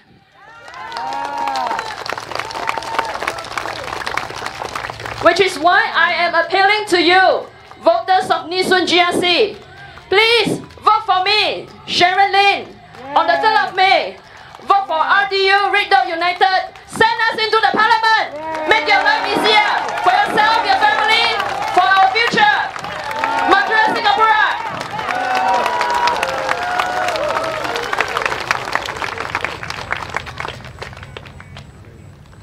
Let me address in Chinese. 义顺的各位居民、朋友们、邻居们，大家晚上好。我是 Sharon Lim， 讲福建话的，大家好。我是 Sharon Lin。哦，今晚我非常荣幸能够站在大家面前。我不是那个对所有问题都有答案的人，但是我坚信，领袖必须对自己所服务的人负责任。我站在这里，不是因为我背熟了每一份政府的白皮书，我站在这里，是因为我知道挣扎的感觉，知道如何精打细算每一分钱，知道如何兼顾工作、家庭和义务责任。我相信政治需要更多这样的东西：真实、责任，以及推举我们到这里竞选的人民的尊重。今晚，我想和大家谈谈问责制，以及我们离他们有多远。当吴涵燕女士作为人民行动党候选人被介绍到义顺的时候，她带来了非凡的履历。她在 Smart Nation 经济发展局，以及最近在数码发展与新闻部 MDDI 担任高级职务。但伴随这些高级职务而来的是重大的责任。所以我想问一个非常简单的问题：吴涵燕女士是否参与了国民身份证 NRIC 数据泄露事件？是还是不是？这就是我们要求的。这是一次重大的泄露事件。新加坡公民的国民身份证号码在 BizFile 网站上被暴露，数码发展与新闻局不得不发表部长表明，这不仅仅是一个技术故障，这是一个全国关注的时刻，隐私受到侵犯，信任受到动摇。吴涵燕女士当时在数码发展与新闻部担任高级的职位，然而她现在却没有一句话，没有一个声明，甚至连一个简单的澄清都没有。为什么？为什么她不能站出来讲清楚呢？说是的，我参与了，我做了一些什么事情，或者跟我们说不，他没有参与那件事件，但是这是我知道的一些事情，跟我们坦白。但是他的沉默却显而易见，这点很重要，因为如果你想成为国会议员，你不能挑选问题回答。问责制是不可以选择的，它不是一个公关策略，它是我们对服务的人民应尽的基本责任。现在我们来谈谈 Jackson Lam， 他曾被空降到后港，一个反对党坚固堡垒，担任人民行动党支部主席。现在他来到了义顺，所以我问，这是他在后港失败后的升职吗？人民行动党是这样奖励忠实、忠诚，而非成果吗？如果正如人民行动党的口号所说，义顺优先，那么为什么他们要派一个在后港被人民行动党淘汰的人来给你呢？还是他们认为你们义顺的居民不像后港人民那样有辨识力，你们不会提问吗？你们会接受任何被派到义顺的人吗？我不认为这对你们公平，我不认为这是对大家的尊重，我也不认为这是义顺应该得到的。然后是李慧莹，我们被告知他是个好人，他是一个长远志愿者，脚踏实地、善良。但老实说，我们身边也有很多好人，看看你身边的人就知道了。但是真正的考验不是你在社区活动有多好，真正的考验是，当事关重要时，他会如何在国会投票。如果国会再次要求提高消费税，李慧莹会在国会如何投票？如果国会想在住宅区附近建造核电厂，李慧莹会在国会如何投票？如果通过法律侵犯你的权利，限制你的言论自由，或者挤压你的钱包，它会发生吗？还是它会遵循党的路线呢？你看，如果你在制度伤害人民的时候保持沉默，那么做个好人也没有多大的意义。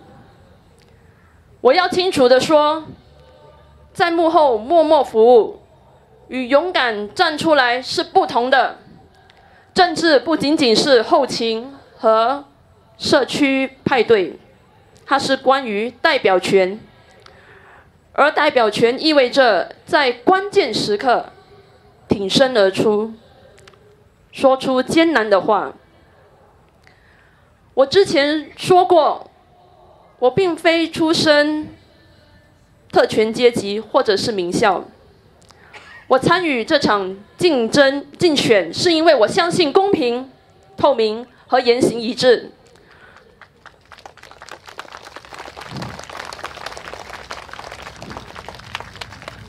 如果我涉及像国民身份证事件那样的事情，我会来告诉你们，清楚的、明白的、诚实的告诉你们，因为这是领导力。领导不只是出现在剪彩仪式上，而是在问题变得困难的时候挺身而出。所以今晚我问吴涵燕女士、Jackson Lam 和李慧莹，如果你们想赢得义顺居民的信任，不要依赖一个在这里近40年的部长，不要躲在李美花身后，她已经退休了，她不再竞选公职，请清楚的、明白的对义顺人民说话，回答那些难题，不要用预设好的口号，用真诚和信念。如果你们想服务义顺的居民，那么就先向我们展示你们真实的面目，不要依靠别人的影子。这不是个人攻击，这是维护责任。我挺身而出参加这次大选，是因为公平很重要，因为问责制很重要，因为独立、透明，甚至幸福很重要。幸福，它不仅仅是一种感觉，它不是在照片或者活动中鼓掌。幸福是通过好的政策、明智的选择、公平的领导而建立的。现在有许多新加坡人民在受苦，不是因为他们懒惰，不是因为他们不努力，而是因为太多的政策是设计来管理经济，而不是来应付他们的生活。我挺身而出，就是为了纠正这一点。幸福不是奢侈品，它是每个公民的基本权利。生活没有恐惧，能够照顾你们的父母和孩子，知道你的工作给你尊严，你感觉对未来充满希望。幸福是可以创造的，不是通过宏伟的演讲，而是通过好的政策。当你的巴士准时到达时，当你不会为孩子的学费而烦恼时，当你不用为父母看医生等几个月而担心时，当你能够购买杂货时而不用三思而后行。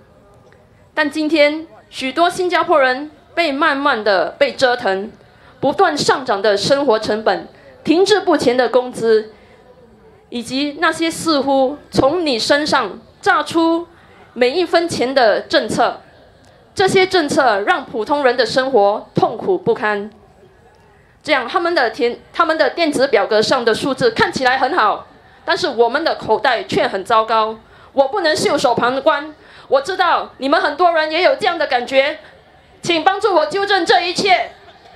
这就是为什么我要呼吁义顺的选民在5月3日，请投票给我Sharon Lim，请你们投票给红点同心党，送我们进入国会，让我们每个人的生活变得更好。为你们自己，为你们的家人，为我们的未来，前进吧，新加坡 ，Majulah Singapura！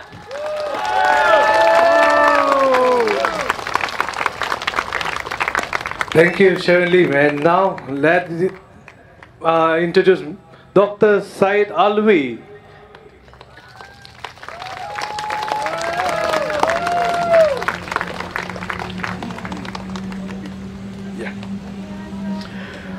Good evening, friends, neighbors, and voters of Yishun, GRC.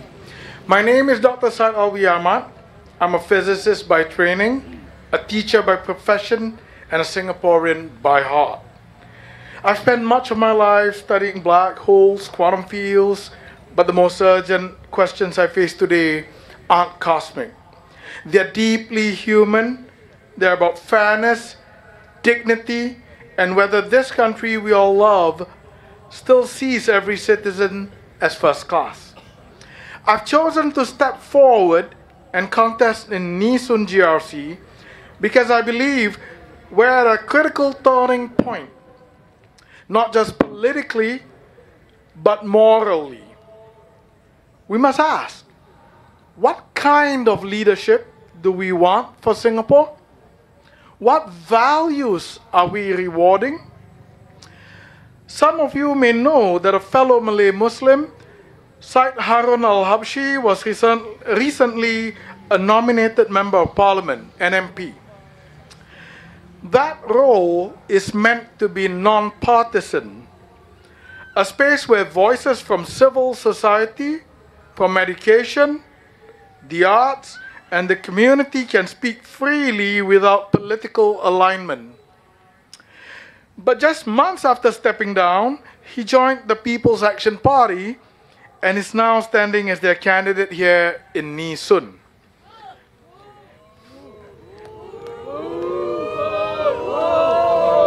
Let me be clear, there's nothing illegal about that.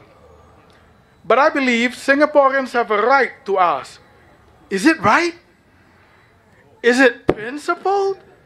When someone moves that quickly from a neutral platform to the ruling party, we must question whether the independence of that voice was ever real to begin with. At the same time, another NMP also stepped down. But that individual said, no, I need time. I won't jump straight into partisan politics. I salute that choice. That is what values look like. That is integrity. But under the PAP today, more and more we see principles replaced with maneuvers. Power maintained not by renewal, but by calculative moves. And too often, it's ordinary Singaporeans who pay the price. That's why I've come to Yishun. Not because it is easy, but because I believe you deserve leaders who stay true, even when the journey is hard. Ask my students. Yeah, ask my students. Just yesterday, one of them reached out to me. He said, sir, when I started A-levels, I was failing physics. You turned my F into a B. If I had concentrated more, maybe I would have gotten an A. That's what I bring to the table. Not empty words, not performance, but commitment. I don't give up on people, and I won't give up on you.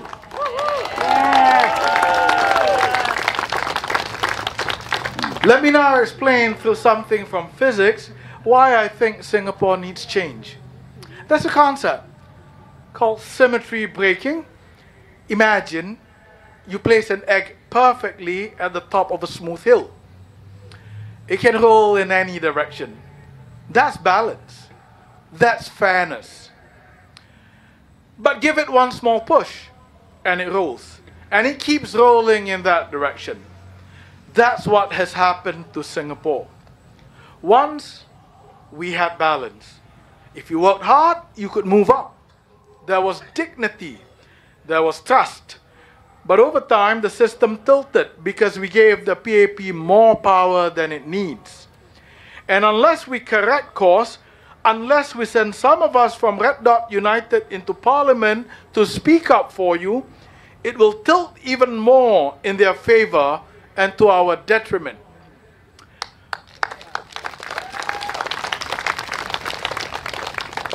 We now stand at the edge of a precipice, not one of chaos, but one of quiet erosion, of a country that still works, yeah, but only for the big companies, the billionaires, and the well-connected. Not for the hawker, not for the retiree, not for the young couple trying to buy their first home, not for the single parent holding down 2 jobs, not for the ones who keep the country running quietly and yet are so often left behind. That's why Red Dot United wants to restore balance, not just in policy, but in the spirit of how we care for one another as Singaporeans.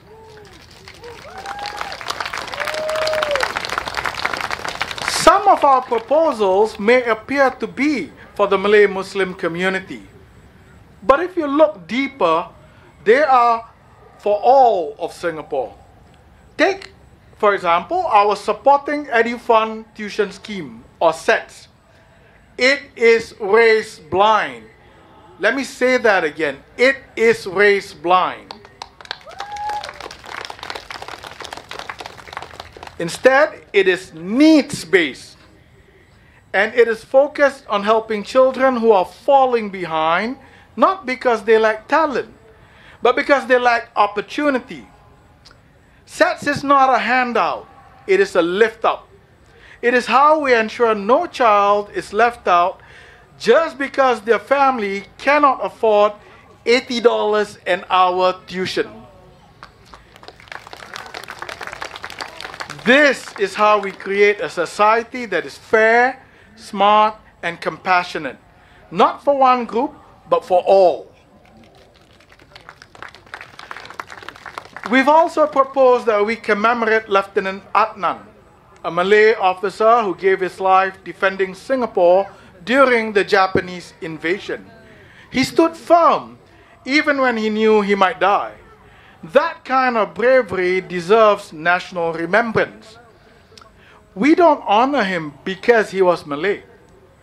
We honor him because he died for Singaporeans.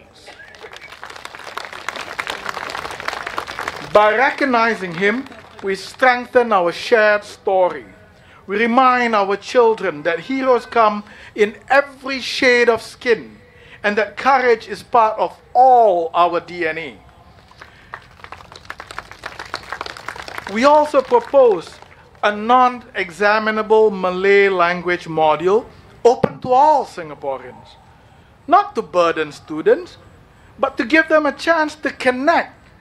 Language is not just a tool, it is a bridge. Imagine schoolmates laughing together in basic Malay. That's how empathy grows, not through speeches, but through shared experiences. And yes, we speak up for Palestine, not because we're Muslims, but because we are Singaporeans, a small nation who knows what it means to want peace, sovereignty, and justice. If we can stand up with Ukraine, we must find also the moral courage to stand up for Gaza. This is not about religion. It is about humanity. each of these policies sets Lieutenant Adnan Day, Malay language, Palestine. They are not about lifting one group. They are about lifting all of us together.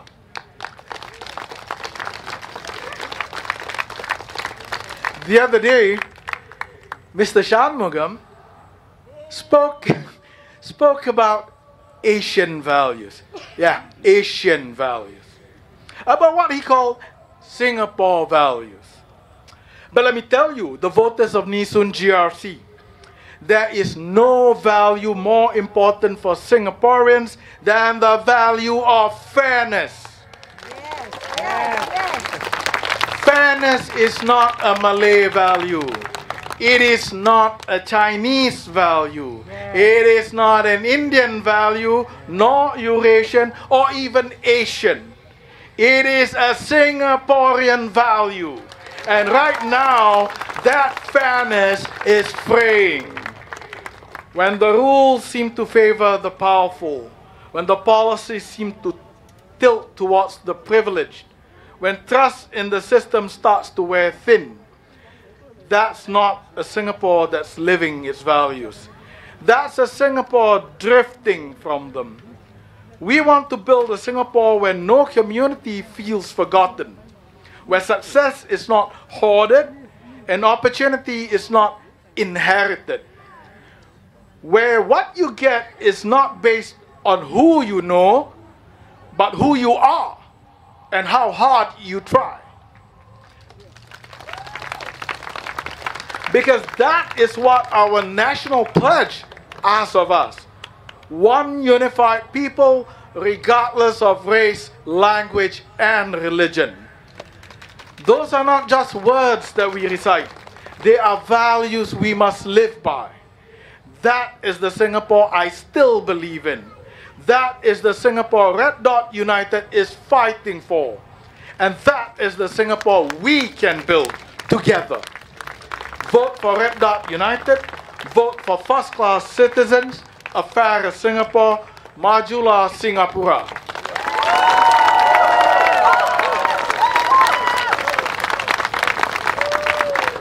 Thank you, Dr. Syed Alwi and Majulah Singapura. Next, let us welcome Mr. Pang Heng Chuan.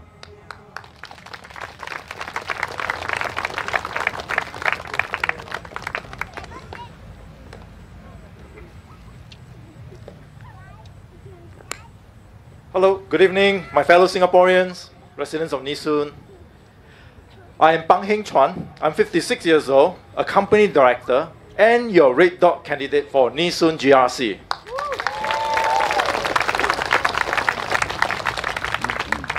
I come from the corporate world. For over 2 decades, I worked with companies to cut wastage, plug leaks, and deliver value to shareholders. And now, I want to bring that same discipline to public service because, in my view, the true shareholders of Singapore are you, the citizens.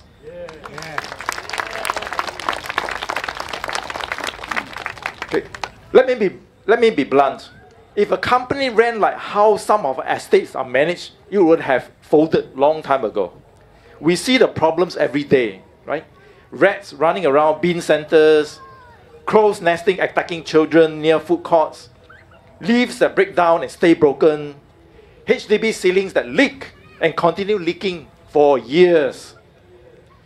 And when residents raise concerns, they are told, we'll look into it. 3 months pass, sometimes nothing changes. If this were the private sector, heads would have rolled. You don't take 2 years to fix a leak. You don't let pests multiply until it becomes a health hazard. You act, you get it done. So the real question is, why are taxpayers treated like they don't matter? So I joined Red Dot United because it stands for what I've always believed in: efficiency, accountability, and value for money. Our philosophy is simple: cut the fluff, fix what's broken, and give people what they paid for.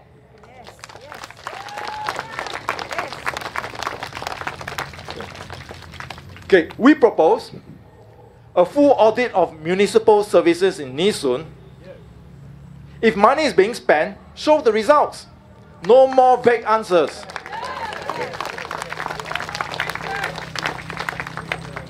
We need a zero wastage approach to town council management. Stop spending on ornamental upgrades when basic maintenance is failing. Prompt response timelines for maintenance issue. So, if a lift malfunctions or the ceiling leaks, it is addressed within weeks, not years. And we also need residents first budgeting. Put the money where it helps people, or not where it looks good in photos. Okay, you wouldn't let a company ignore its shareholders. So why would we let elected officials ignore their residents? This is not about fancy words. It's about getting the basics right.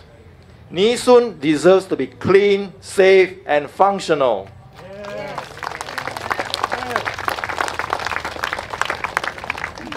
That's not a very high bar. It's just a bare minimum, right? Yes. So Singaporeans are reasonable people. We don't expect luxury. We just expect what was promised. Working lives, clean estate, decent service, and respect. Yes.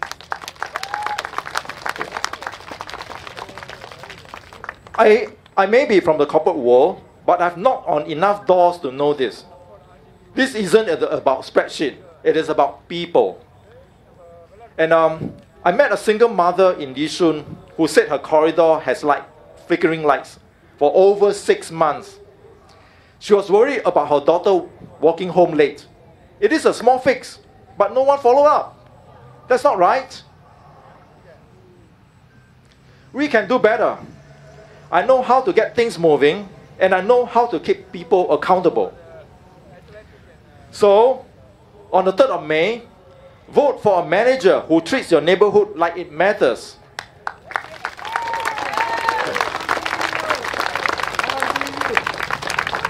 Vote for someone who knows the value of a dollar and wants that dollar to go to you and not to the waste. So, vote Red Dot United. Let's fix the system and serve the people. Majulah Singapura. Thank you.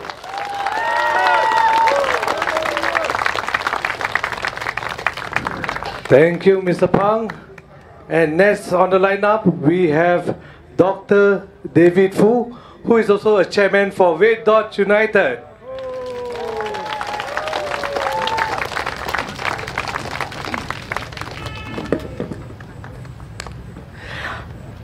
Good evening, my friends, my fellow Singaporeans, my fellow residents of Yishun. My name is Dr. David Fu. I'm a chemist by training. But tonight, I stand before you not to talk about molecules, but to talk about movements. Not reactions in a laboratory, but the reactions we need to have as a people together. You see, in chemistry, small things make a big difference. A drop of the wrong substance changes everything. A single atom added or removed, the whole formula transforms. Politics is no different.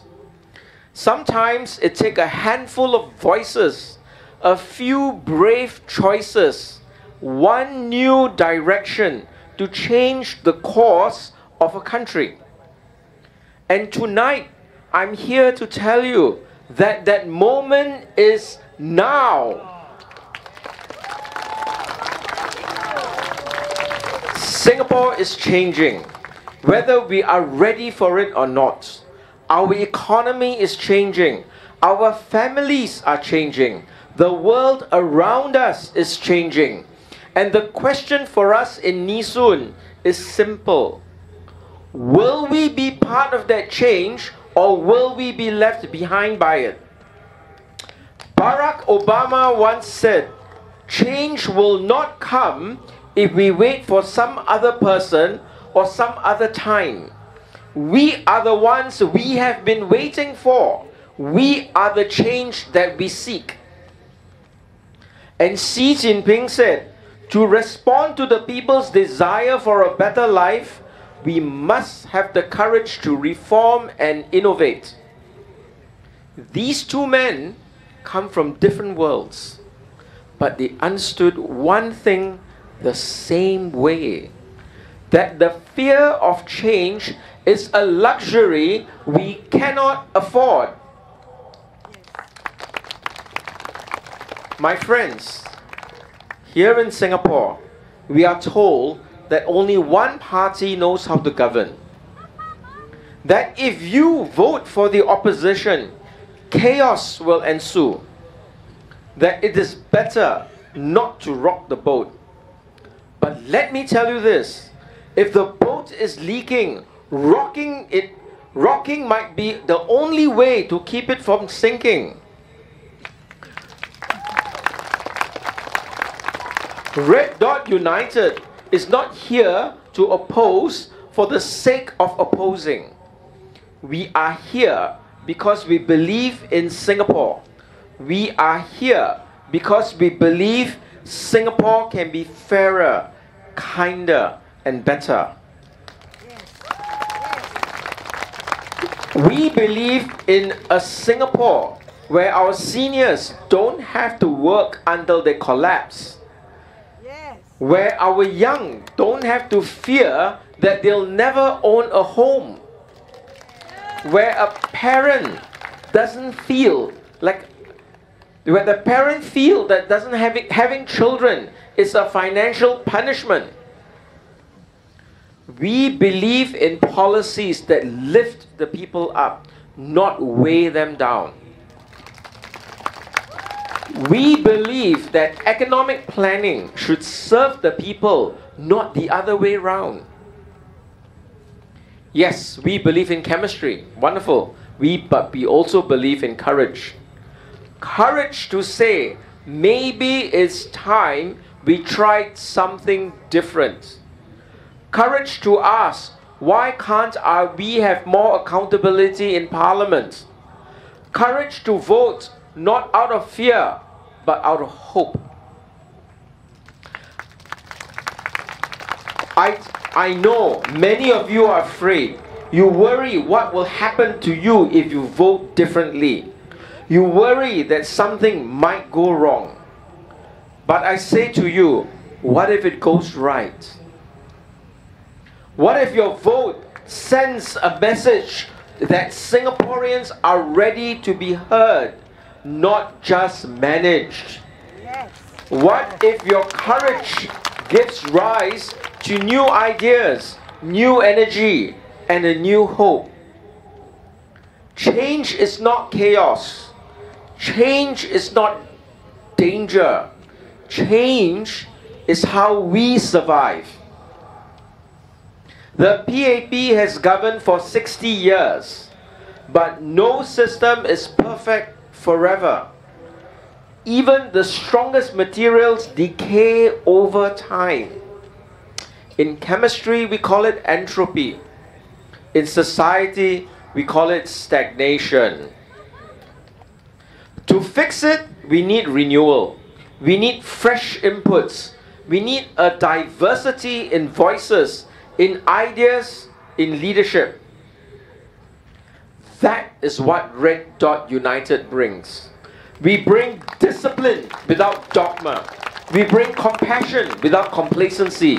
We bring accountability without arrogance. We are not here to burn anything down. We are here to build with you, for you, and beside you. Let me be very, very, very clear. Red Dot United is not a recalcitrant or rogue party. In the past 5 years, we have proven ourselves to be responsible, steady, committed to the democratic process. We don't shout for attention. We show up, we do the work, we listen, and we act. Among the opposition, we are fielding the second largest team in this general election, only behind the Workers' Party. That is not by accident. That is because we have earned the trust of good people who want to serve. Yes. Look at our candidates. I have a PhD in chemistry. Dr. Said Alwi Ahmad has a PhD in physics. We have MBA holders, senior civil engineers, CEOs, operation managers, social workers, communication experts, people who have spent their lives building, solving, leading, and caring. These are through and through professionals, men and women of integrity, people with heart and spine. We are not here to tear the system down. We are here to make it better for Singaporeans. We believe in a system that improves when it is challenged with respect, when it is questioned with courage, when it is refined in truth. And I, David Fu, did not enter politics because I needed a title or I wanted one. I entered politics because I have children. I want them to grow up in a country where they are more than economic digits, where dignity is not reserved for those who have it or who are in the rich class, where every Singaporean is treated like a first-class citizen in their own country, in their own land. So I ask you, Nisun, what kind of Singapore do you want? Do you want a country that only listens to itself? Or a country that listens to you? Do you want a government that manages problems? Or do you want a government that solves them with you, with your help? Do you want to wait another 5 years? Or do you want to start something tonight together? As chairman of RDU, as your fellow citizen, I ask you, be the drop that changes the solution. Be the vote that changes the future. Vote for Red Dot United. Vote for first-class citizens. Vote for a fairer Singapore. Majulah Singapura. Let me close with this. History is not written by those who wait. It is written by those who step forward, even when the odds seem high, even the winds are against them. Nelson Mandela once said, "It is always impossible until it's done." And dreams require action. Dreams, planning requires courage. And building, real building, requires all of us. The politics of fear will tell you to settle. The politics of hope asks that you arise. I believe that Nisun is ready to rise. I believe that Singapore is ready for renewal. So don't let anyone tell you your vote doesn't matter. It does. Don't let anyone tell you that change is dangerous. Stagnation is even more dangerous. Yes. Don't let anyone tell you to be afraid. Tell them you are ready. On May 3rd, cast the vote not just for a party, but for a future that you can believe in. Vote Red Dot United. Vote for the leadership with heart and mind and with moral courage. Let us not imagine a Singapore together. Let us build it. Let us build a better Singapore together. Here in Nisun, we have a simple but powerful creed. We are listening, we are lifting, we are leading. We are here to listen, to truly hear your concerns, not just during elections, but always. We are here to lift you up, to walk in your shoes, and to stand with you in your struggles, and to ensure that no one is left behind. We are here to lead, not to be masters, but as friends, with humility, with courage, and with heart. We listen to understand, and not just to reply.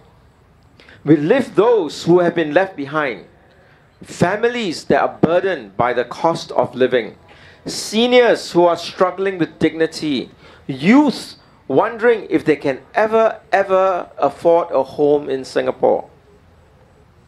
And we lead not without fear, but with vision, not with slogans, but with service. This is what Red Dot United stands for. This is what I stand for. And this is what this election is all about. So on May 3rd, listen to your heart, lift your hopes, and lead Singapore forward with your vote. Let me, David Fu, be that voice, be your voice. Vote for me. Vote for Red Dot United. Send us to Parliament. Together, let's create a country where Singaporeans are once again first-class citizens. A country that is fairer to those who call this place our home, where our children can dream again. Semoga bahagia. May your dreams come true. Majulah Singapura.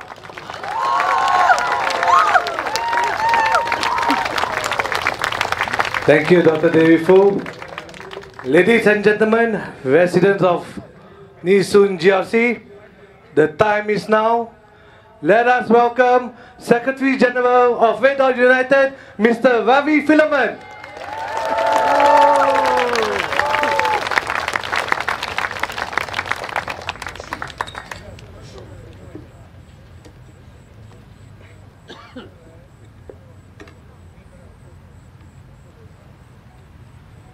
Dear voters of Yishun GRC, I usually don't speak from a script. I prefer to speak directly and from the heart. But tonight, I've chosen to use a prepared text because what I want to say is important. And I don't want to leave anything out. This is the last night I'm allowed to speak to you before cooling off day. After tonight, I'll have to stay silent for one whole day.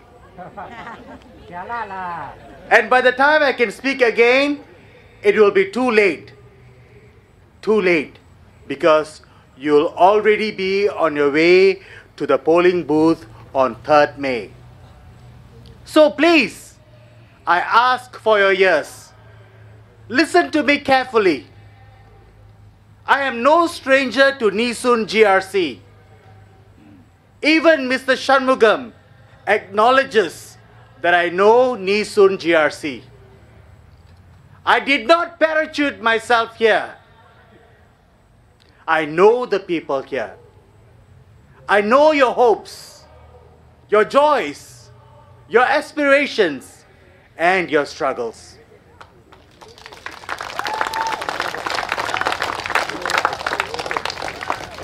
In the past 2 weeks, I have spoken to you in songs, even Hokkien songs. I've also spoken to you in Tamil, and to yet others in my private conversations, in my walkabouts, in Malay. I have even sung a Hokkien song for you. But today, I want to speak to you plainly and clearly. As the Secretary General of Red Dot United, I have given you good candidates. Look at the slate of our candidates. PhD holders, MBA graduates, senior engineers, CEOs, captains of industries, and senior professionals. People who have fought against the battles of life, people not seated on ivory towers, but people who know the struggles of ordinary Singaporeans.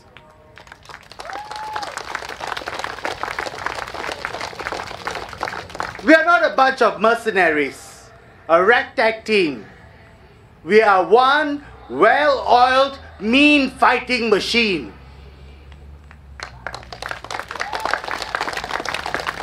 It is clear for anyone, even our political opponent, to see that we are one mean, well-oiled fighting machine.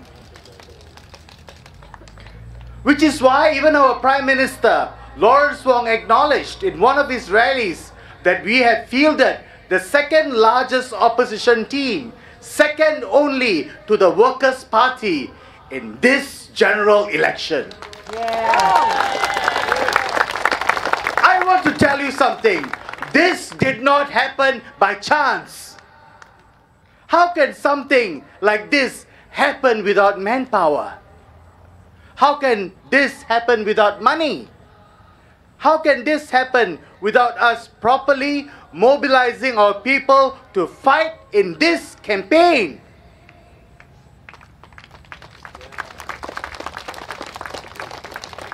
It should be clear to you that we are a party who believes in punching above our weights.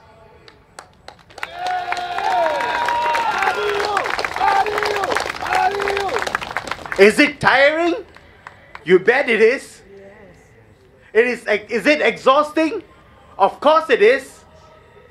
In the past 2 days, I have barely slept for 3 to 4 hours every day. Despite the toll it is taking on my body and my fellow candidates, we soldier on. Why? Because the lives of Singaporeans matter.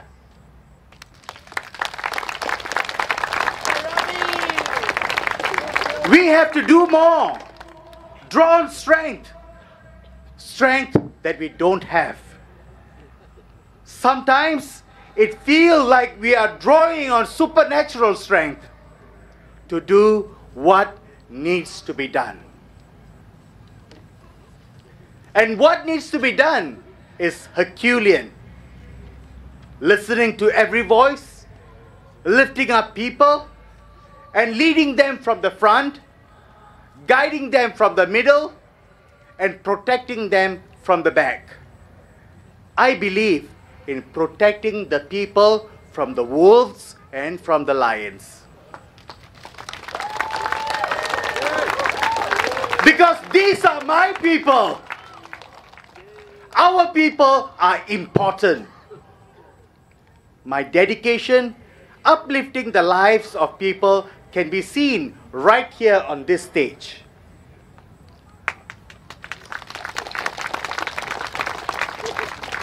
I've said this before, but I'll say it again. Look at Madam Liana Damira. She now manages a not-for-profit organization. She's an entrepreneur, a best-selling author, a TEDx speaker. But it was not always like this for her. When I first saw her on 31st December 2009, I hope I got that date right. She was broken, homeless, heavily pregnant, and was living in Sembawang Beach. Look where she is now. Liana. She is a remarkable woman. A remarkable woman. Let me say that again. She was sinking. I threw her a plank. She grabbed hold of it and not only swam to shore, but also started building a shelter there for many, many like her. Today, she is my fellow candidate in GE 2025. I'm so proud of her.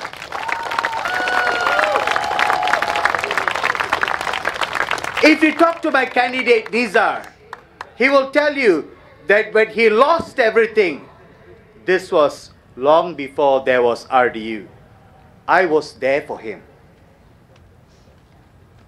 I helped him search for jobs, brought him for interviews, stood with him in his financial struggles when he lost his high-paying job.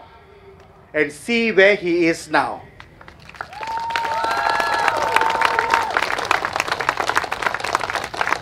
He is now in the same industry, in a respected position, earning almost as much as he was previously earning.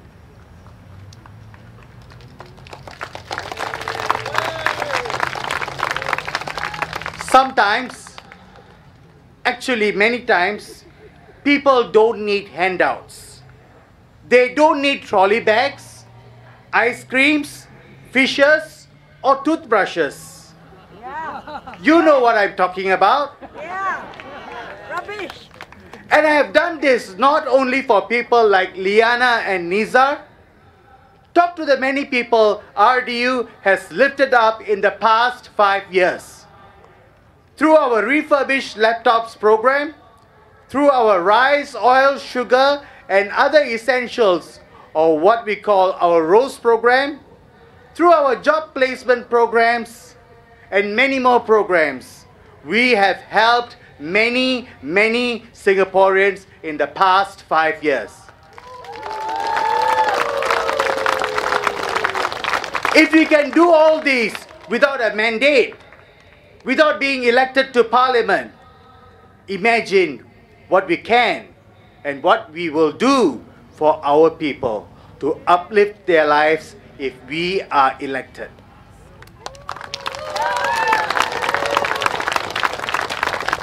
For RDU, it is always about the people, behind the politics, behind the policies. There is one thing which anchors us. It is our people. Yes, our people. Which is why we got very worried when our ex-Prime Minister kept it from us. The people, that is Speaker of Parliament, was having an inappropriate relationship with one of his party members, a fellow MP.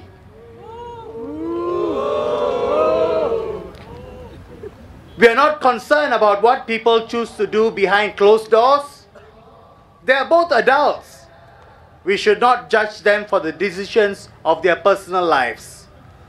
But keeping such an important matter from the people, to let him speak from the Speaker's chair as a neutral party, is an unprincipled thing to do.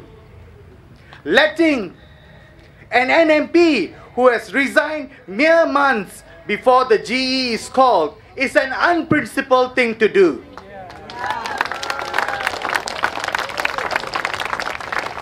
He is now contesting in party colours as a PAP candidate in Yishun GRC, and that is an unprincipled, unethical thing to do. A ruling party that is unprincipled is a danger to the people. They may do what they want to do just to stay in power. They may go rogue.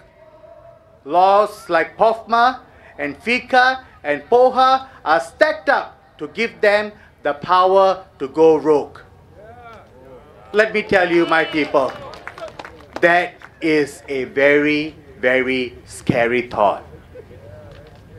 It is scary because the people, our people, my people, will suffer. So that is the issue. Earlier today, in my walkabouts, a voter from Yishun GRC asked me if I would buy him and his friends who were seated at the table some food. Not because they could not afford it, but because, in his words, never blanja, how to vote, he asked me. I told him, sir, we cannot buy vote.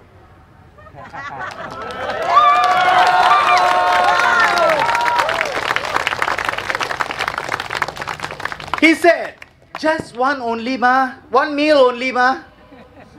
I told him, please don't think of the one meal someone can buy for you today. Think about the many meals you need to have. If you vote for Red Dot United, you will have many happy meals to eat.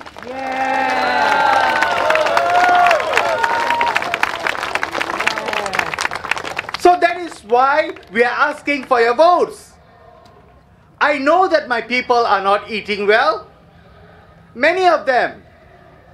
We want to make sure that your stomachs are full and that you don't empty your pockets to make your stomach full. So that is the issue. Do people who earn $1 million salaries, do people who eat in hawker centers and kopitiams only during GE, do people who ask you to pay more for wonton mee, do they really know what you are going through? No. Do you trust them? No. Trust them to act in your best interest? No. Or in their best interest? Yeah. Which is why for RDU, we will always tell you as it is. We will be honest with you. For us, power is not more important than the people.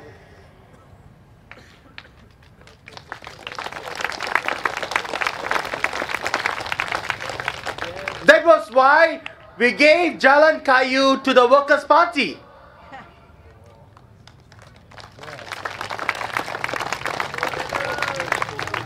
Some people told us that we should not have done that.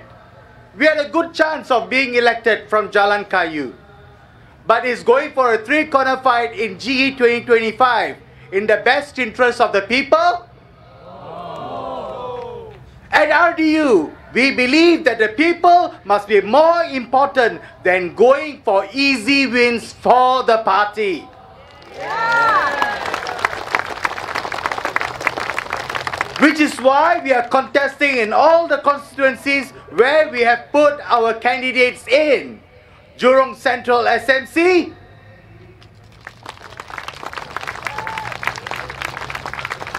Jurong East Bukit Batok GRC, Holland Bukit Timah GRC, and Yishun GRC.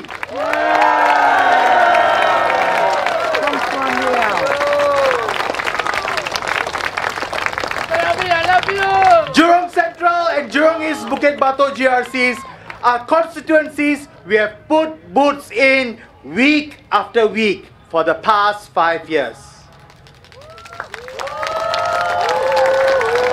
Holland Bukit Timah for the many issues that the PAP candidates have to answer for, like liking the Kelvin Cheng post, a post which riled up an entire community. The hot mic incident where you asked if a fellow MP is from Raffles Institution. Moving into a black and white bungalow just so that you can have your entire and extended family live together.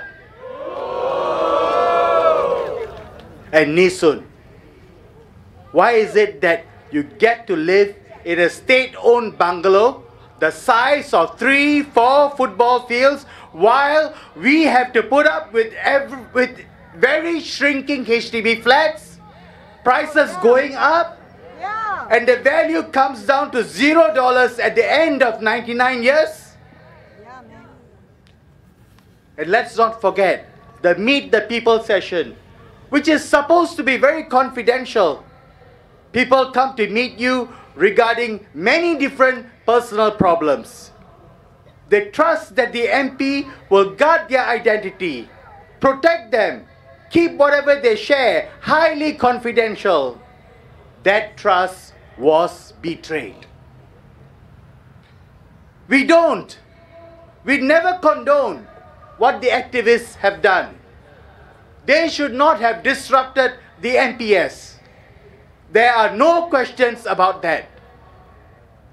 But could the minister have spoken about that unreasonable behavior without revealing their identity?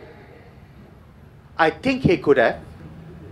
I think he should have. And more importantly, why is he letting an NMP who has not properly accounted for why he is standing under the PAP ticket so soon after stepping down as an NMP to ride on his coattails into Parliament.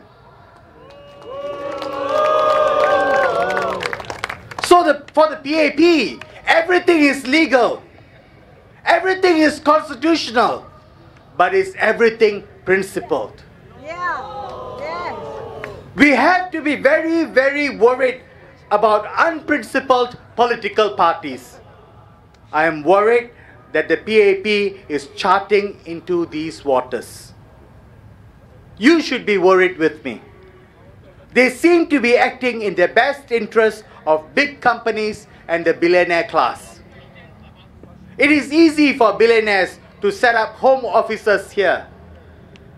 They set up offices here because the taxes here are so low. They pay the taxes for the loose change, from the loose change that they have. Whereas for us, the people, we pay and pay from what we barely have or don't have. I understand the tough decisions you have to make on 3rd May. Change is never easy. Today is Labor Day. The 5-day week, 44 hours of work, annual leaves, sick leaves, and everything else, the rights of workers that we have today, it was not easily won. It happened because the people, our people, pushed for change. And to the workers who fight for their rights day in, day out, I say thank you.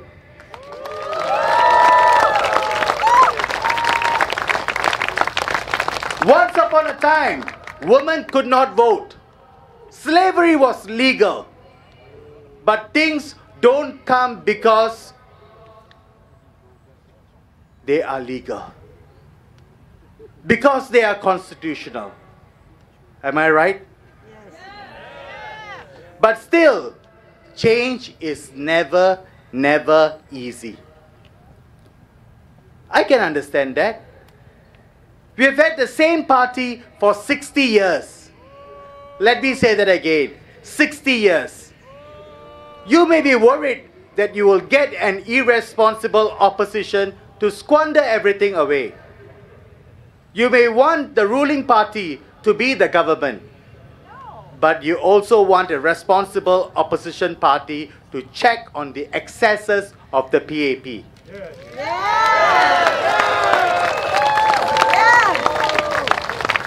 Mayor's salary? What does the mayor even do? 400,000 to rename Marina Bay as Marina Bay? 330 million for the Founders Memorial? These are the excesses, or some of the excesses of the PAP. At the same time, I can understand you don't want Parliament to turn into a circus. That is why today I tell you, you must elect RDU into Parliament. Elect me into Parliament. Elect my candidates into Parliament. Because we are a party which believes in working across party lines. You have heard the compliments the ministers have given about me. They have said, he's a gentleman, he is reasonable. This is what we will bring to Parliament.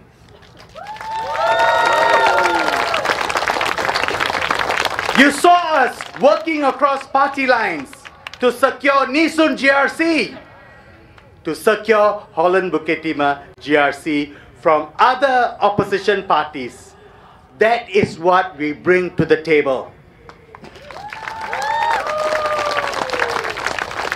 In the past 5 years, Parliament looked like a gladiator's ring to some. The PAP must take the lion's share of the blame for this. This is where RDU is different. Different from the PAP, different from the other opposition parties in Parliament. We do not believe in adversarial politics. Again, I remind you of what we did in Jalan Kayu. We gave up an easy win.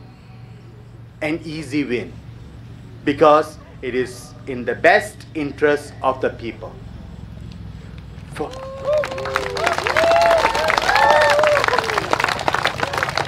For us, it is always about the people. Never what's in personal interest, never what's good for the party, always what's best for the people.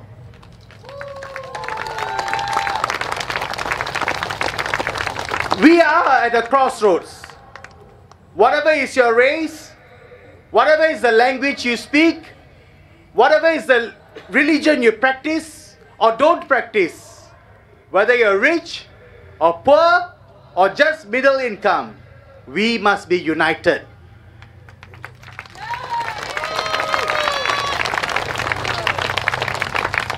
This is why I worry. I worry. I don't like the direction politics is taking in this country. It's so divisive. It is so us versus them. The either with us or against us politics that the PAP practices does not augur well for Singaporeans. We must hear every voice, even the smallest voices. We must include this small voice in our policies as much as we can. We have to right align our policies so that our people, our planet, they are prioritized along with the GDP. So on 3rd May, when you go to the polling booths, vote for yourself.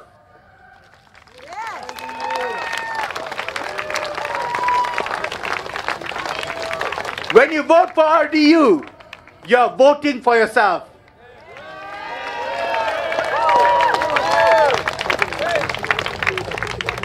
You vote for Singapore, where every Singaporean feels like first-class citizen in his own country, the only home we have.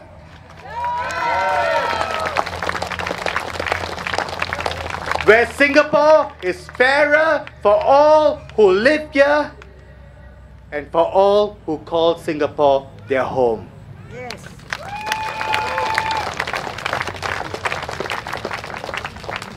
My friends, my fellow voters, this is a new Merdeka moment. Let me say that again. This is a new Merdeka moment. Where we dare to free ourselves, where we dare to send a newish party, Red Dot United, into Parliament. To speak up for you, where we can dream of a new Singapore. So I call you today, let's dream together of a new Merdeka. Merdeka! Merdeka! Merdeka! Majulah Singapura! Thank you, Singapore!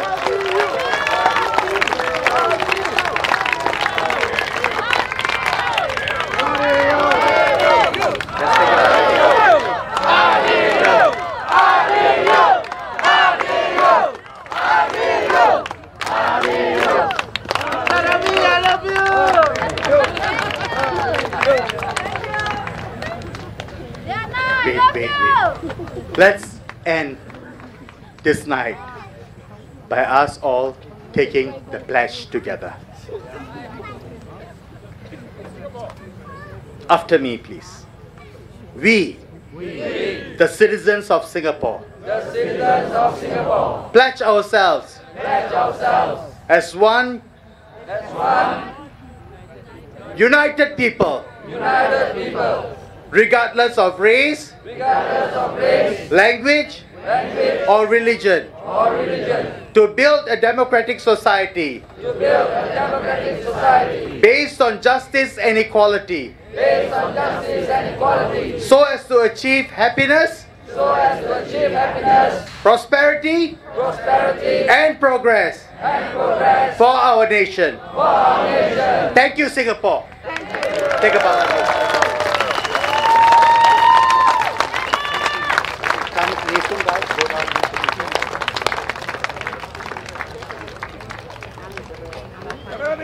Thank you kawan-kawan.